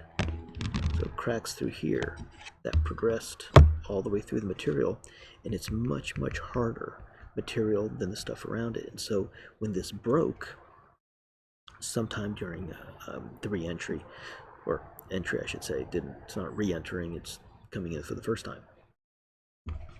This has got some fusion crust on the outside, that black stuff. There you go, a little bit of fusion crust. And this fusion crust is a lot less weathered than this fusion crust. So what happened was, this is kind of the way it was, and there's like slice taken out of the inside, out of the middle. It's missing material. Someone else has that slice, and I have this. So it hit, and it embedded itself in the ground like this. So this part was weathered on the outside. This part here was down in the ground. But this break looks like it broke up in the atmosphere. But it broke up well below the part where it was burning up. So probably, exploded and this bit came out. But again, this tells a story about what happened to it. This rock was on an asteroid or something happened to it, and it got smashed really, really hard by something else. This may have been an impact on an asteroid. Something else may have hit it. Another asteroid smashed into it, knocked off these pieces, and caused all these these shock fractures and melts through it. But this is kind of interesting stuff. I think it's interesting stuff as well. And it's something else to talk about, something else to bring the kids, show them stuff. There's a eucrite from Vesta. Looks like a little piece of brown sugar, brown and white sugar with burnt caramel on top of it. This is a half-gram piece. It's all glittery and shiny, and under the microscope it really, really shines, but I don't have the microscope working right now. And this is hard to see right now. Won't focus. Oh well. So that one's called Tierhurt. And meteorites are named after the places where they land. If it's important enough, then they get a name. And if it landed in someplace interesting, like a geological feature, then it gets named after the geological feature. But so many are called Northwest Africa because, well, there's nothing really out in the Sahara. Nothing out in the Sahara, there's no point in naming it. it's just one big desert. So yeah, and I have a couple really interesting ones, and these are really more for the kids. But I'll take them. I put these out.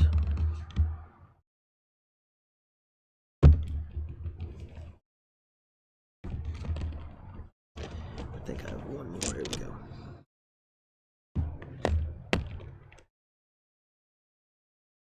Guess where these are from? You said my garden, you'd be right for 3 out of 4. These are meteorons. Here's limestone. This is a piece of, I think, some type of a siltstone or sandstone with a calcite vein coming through it. This is I believe this is a piece of gneiss, metamorphic granite. And this is lanite from Llano. And the reason why I have these in my collection is because compare and contrast. Remember that from school? Compare and contrast, compare and contrast. One of these things is not like the other. So you get kids and you show them, well, this one and this one and this one and this one, what are all the differences between them? And you let them pick it out. And usually I have a magnet with me, and I don't at the moment. Yes, I do actually. Here we go. I have a magnet. The magnet somewhat sticks a bit to these, to a meteorite, and it does not stick at all to most Earth rocks. So that's a test that you can do, and it sticks just barely. Trust me, it does actually stick. So those are meteorites and meteorons.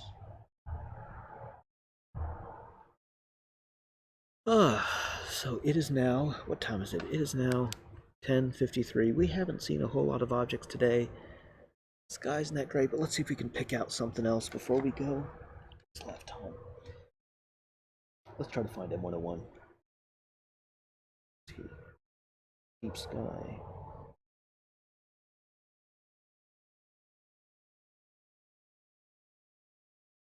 Alright, I want to watch it because I want to make sure this doesn't go bad. It's not going bad. Alright. Apparently it's probably close. So let's go to here. We'll go to PhD AutoGuider. I don't know what that is, but okay. Let's start guiding on that. So we got a star. Maybe signal noise ratio too low. Guiding. Stop. Try guiding on this one. Okay. See what it says.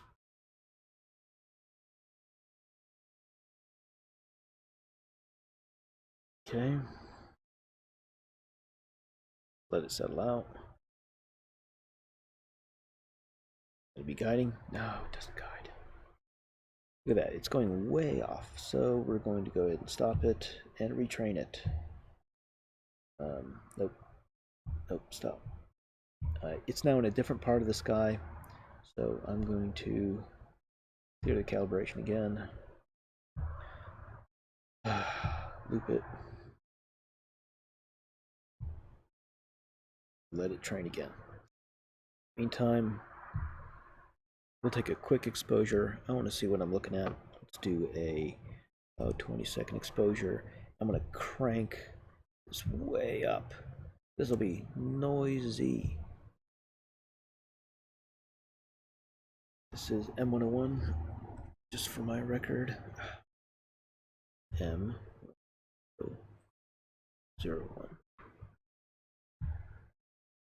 Alright, so let's go. So, Charles Messier, we're saying before, French guy looking for comets. All he wants to do is see comets. Nothing else. Doesn't care about anything else. So he makes this catalog of stuff for his fellow comet hunters. And the whole idea is, don't bother with these objects. They are not comets. You can safely ignore them. Thing is, though, found 110 of some of the most interesting objects in the sky. They're bright nebulas, they're galaxies, they're globular clusters, they're open clusters. Some are, I think, like one or two are just binary stars. But they're interesting fuzzies, as we like to call them, and it's just they're easy stuff to pick out. Some of it you can see naked eye from a really dark sky sight. Uh, some of them you can't. There we go. Hey, we got it. So check it out. Got a galaxy. M101. That's this thing. That's the fuzzy. But look at those stars. They're just streaked out. Let's look at PhD. What's PhD doing? It is still training. Okay. Almost there. Almost there. North, step 6, should be 7 or 8. South. Okay, cool. Now it's going to push south. Figure out how far it has to go south. Guiding. Cool. We're locked on a star. Go ahead and clear this. We can watch that go. In the meantime, so I did 20-second exposure, 6400. That's just ugh. Let's go 800, and I'm going to do 60-second exposure. Start the capture. They should be a little bit nicer. So, 2 minutes. M101 is a spiral galaxy. So let's go ahead and find it. You can see what it's supposed to look like and compare it to what we got. M101. M101, the pinwheel. To it, so this is looking up towards the north.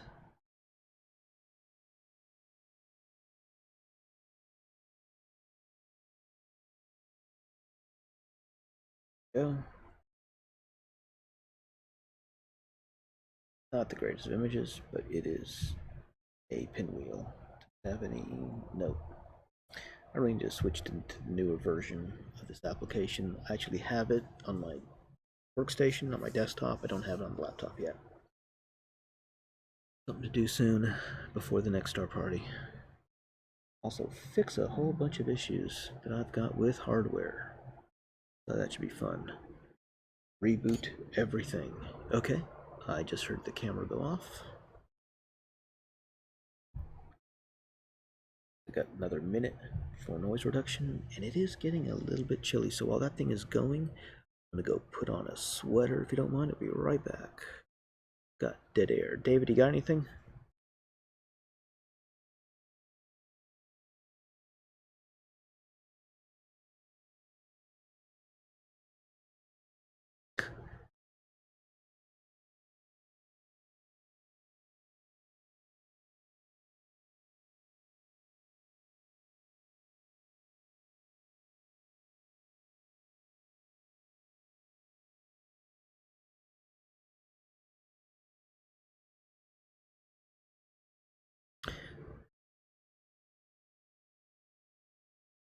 Okay.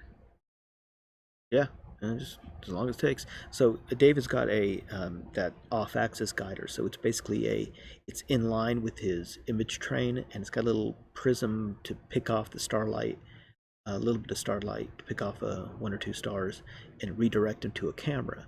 So it looks like there's a camera that's a 90-degree angle to his other camera. There we go. Mine is a totally separate camera in line. I'm gonna go, let's do 20 seconds at 800. See what details we can pull out. So we have the core of the galaxy right there. That's what we're picking out, is just the core. We want to get more, so we'll do a 2-minute exposure and then 2 minutes for noise reduction. And while this is going, I've got to get a sweater. It is starting to get chilly, and I'm wondering, wife and kid are still in the tent, or if they've escaped to the house. I tell you, the house seems really, really a good idea right now. And why did I wear shorts today? I don't know. I probably should not have. So I'll let this thing go. I'll be right back.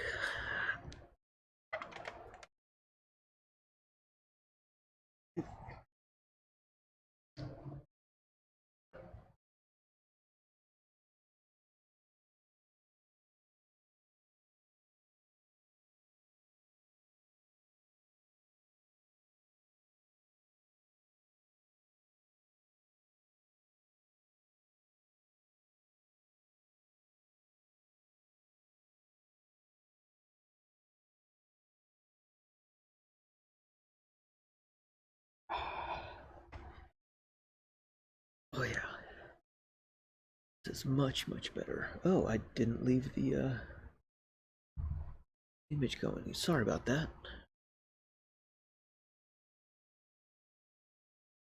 Okay, I got 30 more seconds while that thing goes.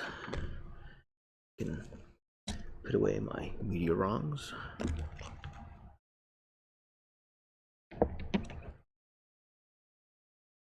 I guess we have 2 more minutes. I can switch to a different camera. So for meteorites, we have a couple different types. We have the stonies, we have irons, and we have stony irons. So the stonies are going to be rock, silicates. Irons are actually from the cores of large asteroids that get blasted apart. So the stonies will have a little bit of iron in them. That's one way to tell whether or not a meteorite or any rock is actually a meteorite. You look at the iron content, and the iron that's going to be in it has a certain amount of nickel in it. If there's no nickel in it whatsoever, you can do a nickel test. There's no nickel in the rock whatsoever, in the iron in the rock. It is most definitely not a meteorite. If there is iron, it is possibly a meteorite. Not definitely, possibly. I actually have one big rock. It's 1.7 kilos, and I picked it up off of a Chinese eBay listing, and it was we think this is a meteorite, and I was highly suspicious. And the pictures weren't that great. I figured, might as well try. I spent $80 on it, and it came in, and within moments of me having it in my hand, it's like, this is not a meteorite. And I did a nickel test on it as well. It is not a meteorite. There's no nickel in it whatsoever. It is, in fact, a piece of industrial slag that fell off of a crucible, big crucible, hit the ground while cooling, and kind of folded itself over. And just by looking at it, you can figure out what happened to it. And then, because it's just industrial waste, it got dumped in a river, and it got knocked about in the river, and had this nice little dark patina on it. But it is not a meteorite. It is not fusion crust. It's just a patina. So I emailed the guy and I said, "Hey, this is not a meteorite." It took him a little bit, but I did get all my money back.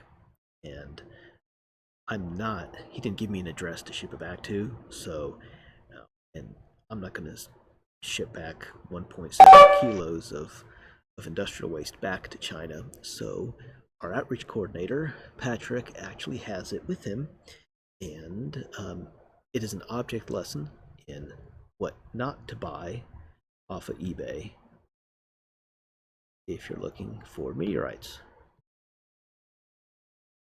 Let's figure out what we're looking at. Oh, here we go. I think we need a longer exposure. I'm going to do 2 minutes, and let's go 360 seconds. 360 seconds ISO, and I'll do one more 360 at 480. We'll see what happens. You know what? I don't think that's going to work. Look at how bright that sky is. I think my light pollution is just way too high. Do much with this. You can see there's the core.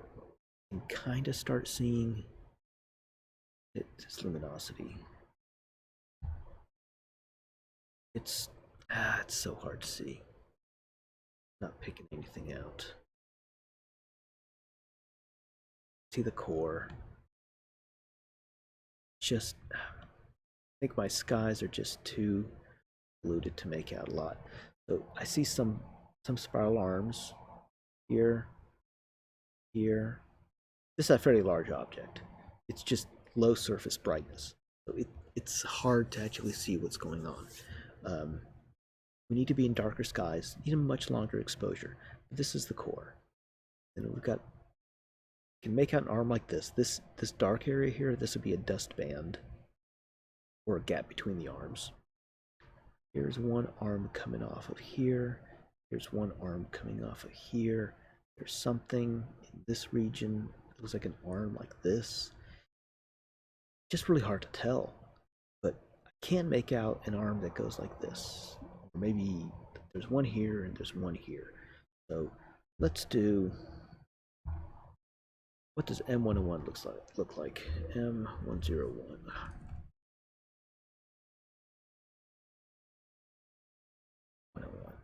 Pinwheel Galaxy. There we go.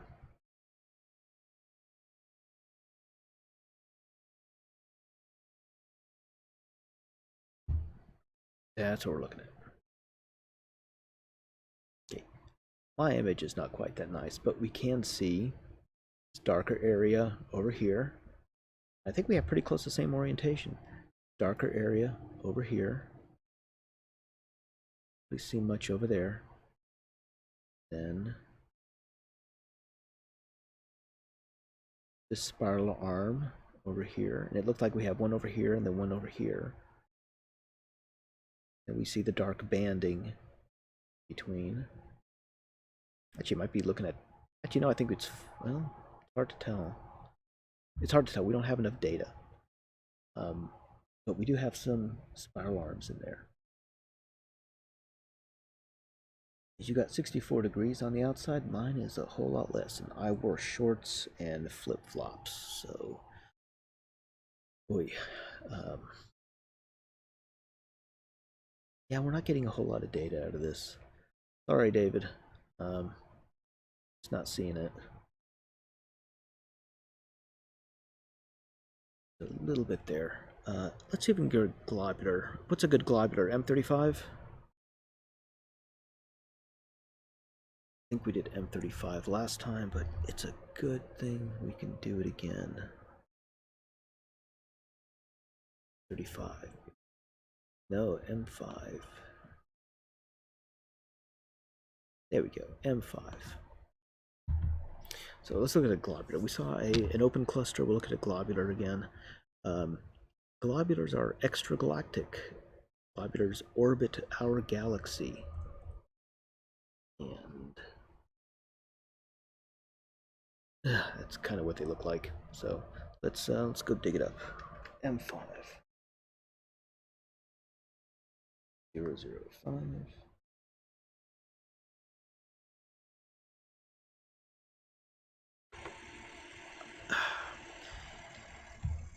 Yeah, we're not going to get good images. And I probably should have canceled this because I was so close. Oh well. Let's do cancel, abort. Yeah, the image that we have here, we're already at the limit. Getting a longer exposure was not going to help us. We would just see a lot more light pollution out of it. I am seriously thinking about going out to one of our, not one of our dark sky sites. I'm thinking about going out to my cousin's place down in Grandview because he's got. Ooh, there we go. That's what we're looking for. He has fairly dark skies and decent internet connection.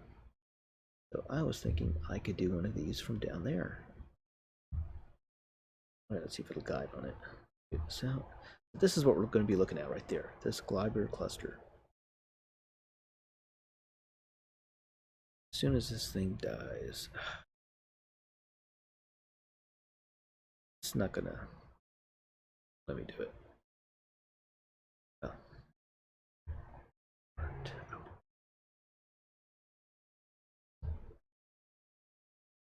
Yeah. guiding is kind of all over the place. That's okay, we'll let it settle out. So, Glider Cluster. This is a extragalactic bunch of stars. It is in a the best way to describe it. Okay, they predate the galaxy. They're a couple 100,000 to several million stars, all in a big fuzzy ball, kind of just going around and around and around the gravitational center. There's not a black hole in the center. It's just the mass of all those stars together keeps those stars together. They also throw out some stars that are going too fast. We call that evaporation. Think about it this way. When you have a pot of boiling water, you add heat to it, what happens to the molecules? Well, the ones on the surface that get enough energy evaporate away. They boil off, and you get steam, water vapor. That steam is taking heat away from the liquid water left behind. So the liquid water never gets above 212 degrees Fahrenheit at standard temperature and pressure. However, steam can get very, very, very hot. You can have steam in the thousands of degrees. You can have steam that cuts through metal if it's hot enough. But water, just liquid water, never gets that hot at standard temperature and pressure.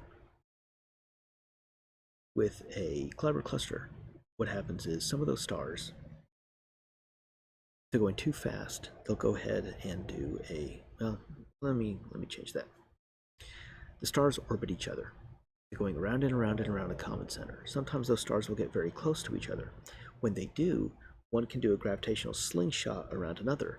So one picks up energy, goes out faster, the other one loses energy and slows down. The one that goes too fast is actually being thrown out, or can be thrown out, of the globular cluster. It leaves. The one that lost energy falls into a lower orbit closer to the center. The end result is that the globular cluster throws out those stars which are moving too fast. The overall average energy decreases. It means that those stars come closer together inside of a limit, basically. It's really, really neat. And we see this kind of behavior not just in boiling water and globular clusters, we see them in other areas as well. But those are the two that I can think of off the top of my head, which are really, really easy to see. Okay, good. So this canceled out, and I got, yeah, you can see from that image, it's just, no. It's not any good. Well, this guiding's kind of all over the place, but let's see what we can grab. Alright, I'm going to do this much faster. We're going to do 30-second exposure at 800 and just go for it. So we could see a little bit of spiral arms in there, but not too much. It's just too much light pollution. So anyway, talking about my cousin's place down in Grandview. He's got much darker skies. He has a decent internet connection, and I'm seriously thinking about going down there. I don't know if he's watching right now. Maybe, maybe not. But if I can find the time, go down there and get set up. Got darker skies, we can see more objects, and we can do much longer exposures without light pollution, or with a lot less light pollution. So I actually have a light pollution filter on this camera, but there's just so much light pollution here in town that I'm not getting good images. David is shooting in narrowband. What he's actually doing is his filter only lets in a very, very, very narrow band of light. So let's say he's using the hydrogen alpha, it's just a couple of angstroms wide. So somebody sent me a text message. My wife, she said, there's no way all of us can fit in the tent. That's a challenge. So, my cousin's place, we'll see if we can do that. Hopefully. There we go. But it's a little bit up, a little bit high.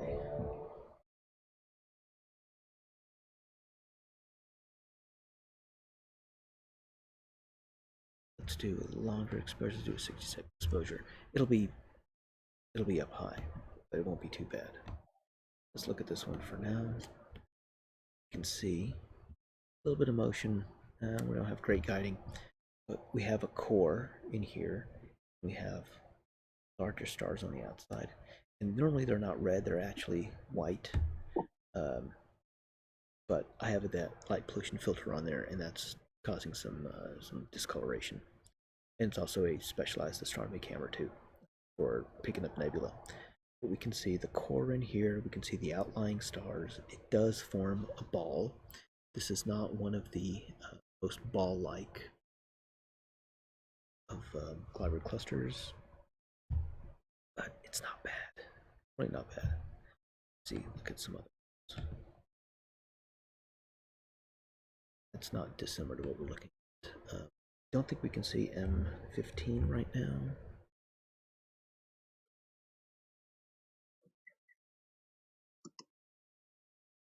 No.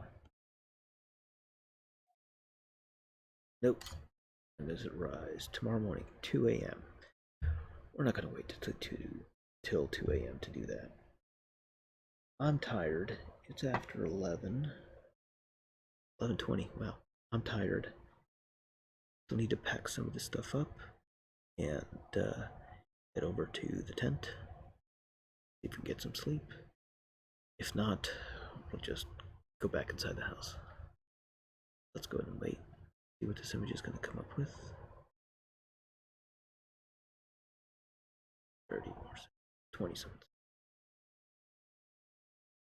So if anyone would like to do something like this, you can go ahead and let me know. Send me a message, either on Facebook or in YouTube.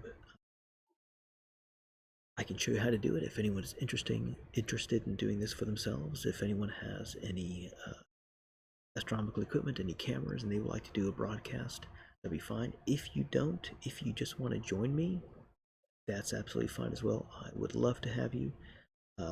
Previous one, we had 3 other co-hosts, and one of them dropped out. Today, we were going to have 2 co-hosts, and one of them dropped out right before we went live. David is doing his imaging, and here we go. So we have another image. We have a lot more stars we're able to pull out. Get a lot more stars that we're able to see with just a little bit longer of an exposure. Double the exposure. Got more stars all through here, but our guiding is not great. We are seeing streaks everywhere.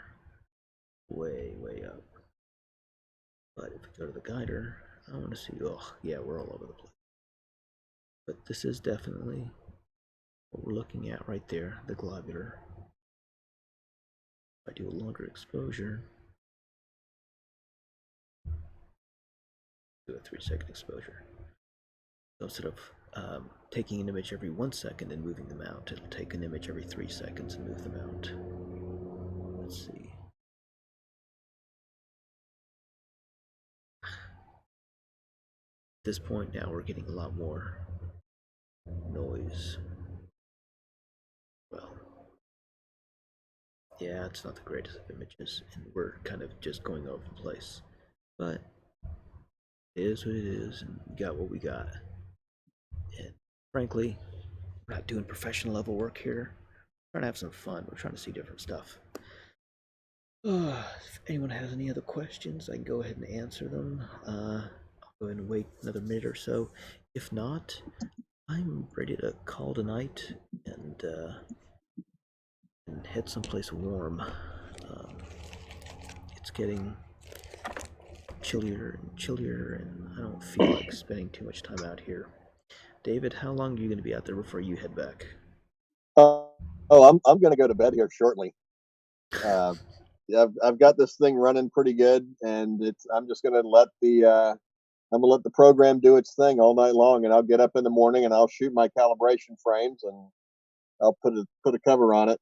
I think I might actually break down tomorrow. All right. I think yeah, we're supposed to get some rain next couple days, so I will Yeah. probably spend the morning packing up all my stuff and yeah, and then dragging it back to my office. If you saw my office, I think a good quarter of it is taken up with astronomical equipment, just boxes and boxes and boxes of gears. And, oh, so many telescopes. What am I up to now? 7, 8. I actually have one telescope there, which is a club telescope. Um, that is, we were supposed to give it away at a raffle. We were supposed to have a special raffle back in March, and well, we didn't.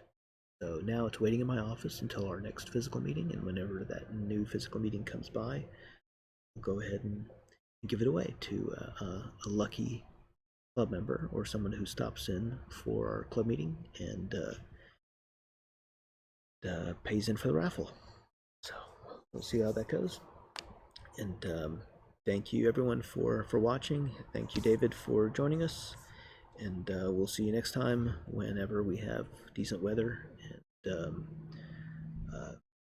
and we got time. So thank you again, everyone, and have a good night. All right, sounds good. Good night, everybody. Okay, bye bye.